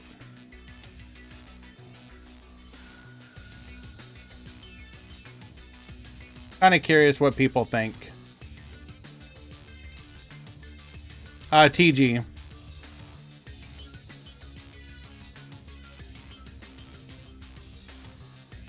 So while people consider the vote there, also gonna go ahead and lay out the plans for this week. Tomorrow, we're going to do a 4-ish hour KC Cup stream. I want to finish getting to D level 20. Probably start around normal, so 1 to 2 p.m. Eastern. Wednesday, single elimination, or if there should be rounds, VO. Basically, should it be a longer tournament or a shorter one?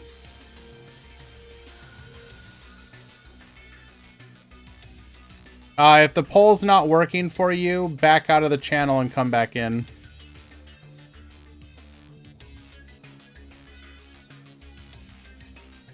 No, I've just been busy, my dude. Wednesday, Duel Links Grand Prix at 2 p.m. Eastern like usual.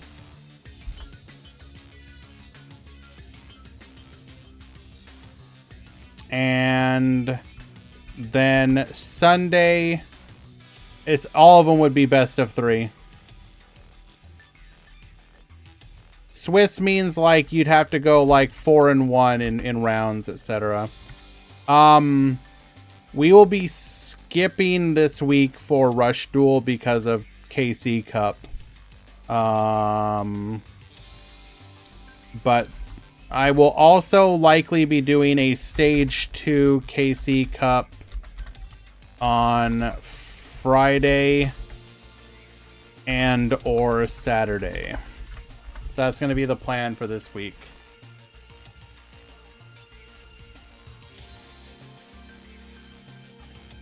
Probably not Sunday. It'll be one of the days I won't do it.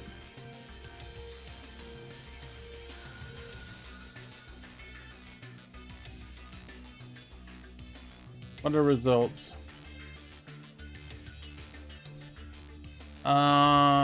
Two switch. Okay. All single limbs pretty close though. So basically it looks like either half and half or all single limb. Okay, we'll try half and I don't know, we'll see. I just wanted to get some opinions. Tink, chill. Holy crap. All right, everyone, we're gonna go ahead. Oh, can we check the top? Yeah, we can go ahead and check that real quick. Let me go ahead and bring that up.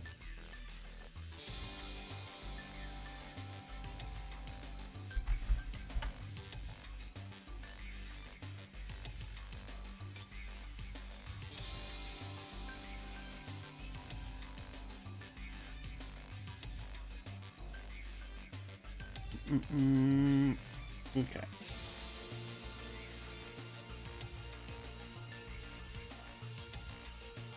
So, grand finals. So we were running only Crow is our hand trap. We were running 3 copies of Lance. That's actually a really clean list. I like that one. Only 1 striker is kind of interesting, though.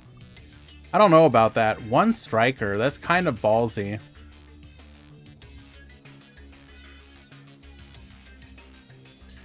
We drew the 1 of Lance. Ooh, we're only playing 1 Successor Soul in this particular list. Very interesting. We do have the double Summon Breaker.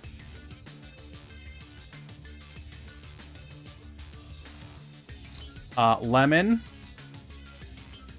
With the triple droplet Mayakashi list. Only 2 copies of Hajun. Very interesting. Samir on Sky Striker. We are running Volcanic Wall. That was probably the most interesting tech in there. 1 Book of Moon, 1 Offerings to the Doom. Interesting.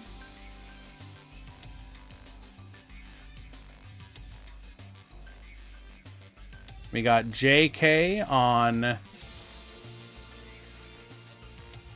Evil Eye.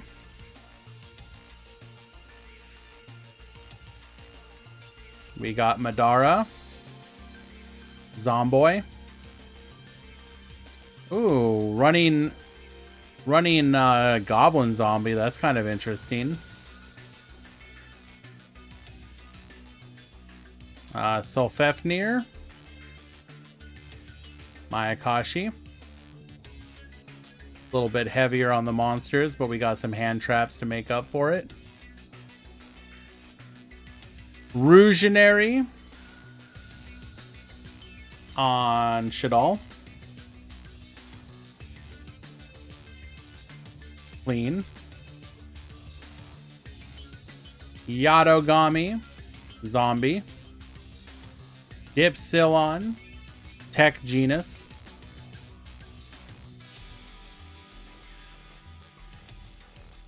If you end up wanting to see any of these lists, you can go back into the VOD and look at them, by the way. Zombies, MST, and Terrors of the Overroot. Very interesting. Xerox. This is going to be Red Eyes. Yep. Louise. Zombies. We are running Lancia there. Doffy on Shiranui. Zaga Zaga, Sky Striker. And Omsom, Tech Genus, running Red Rain. Very interesting. That's an interesting list. 2, 2, 2, 3, 3, 2, 2, 2, 2.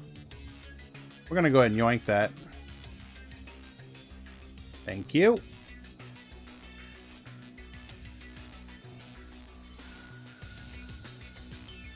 Alrighty.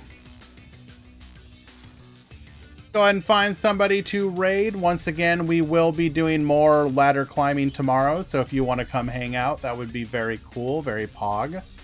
And would love for you guys to, yeah, just come stop by. But for now, though, let's go ahead and find somebody to raid. Who do we got? We got Soda Fizz. Looks like he's hosting an event right now. Anybody else we want to potentially raid?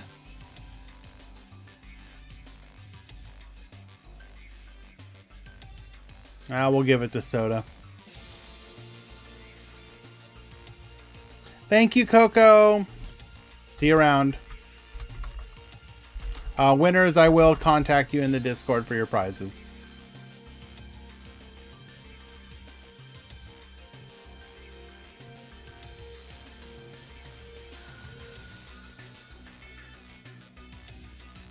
All right. right.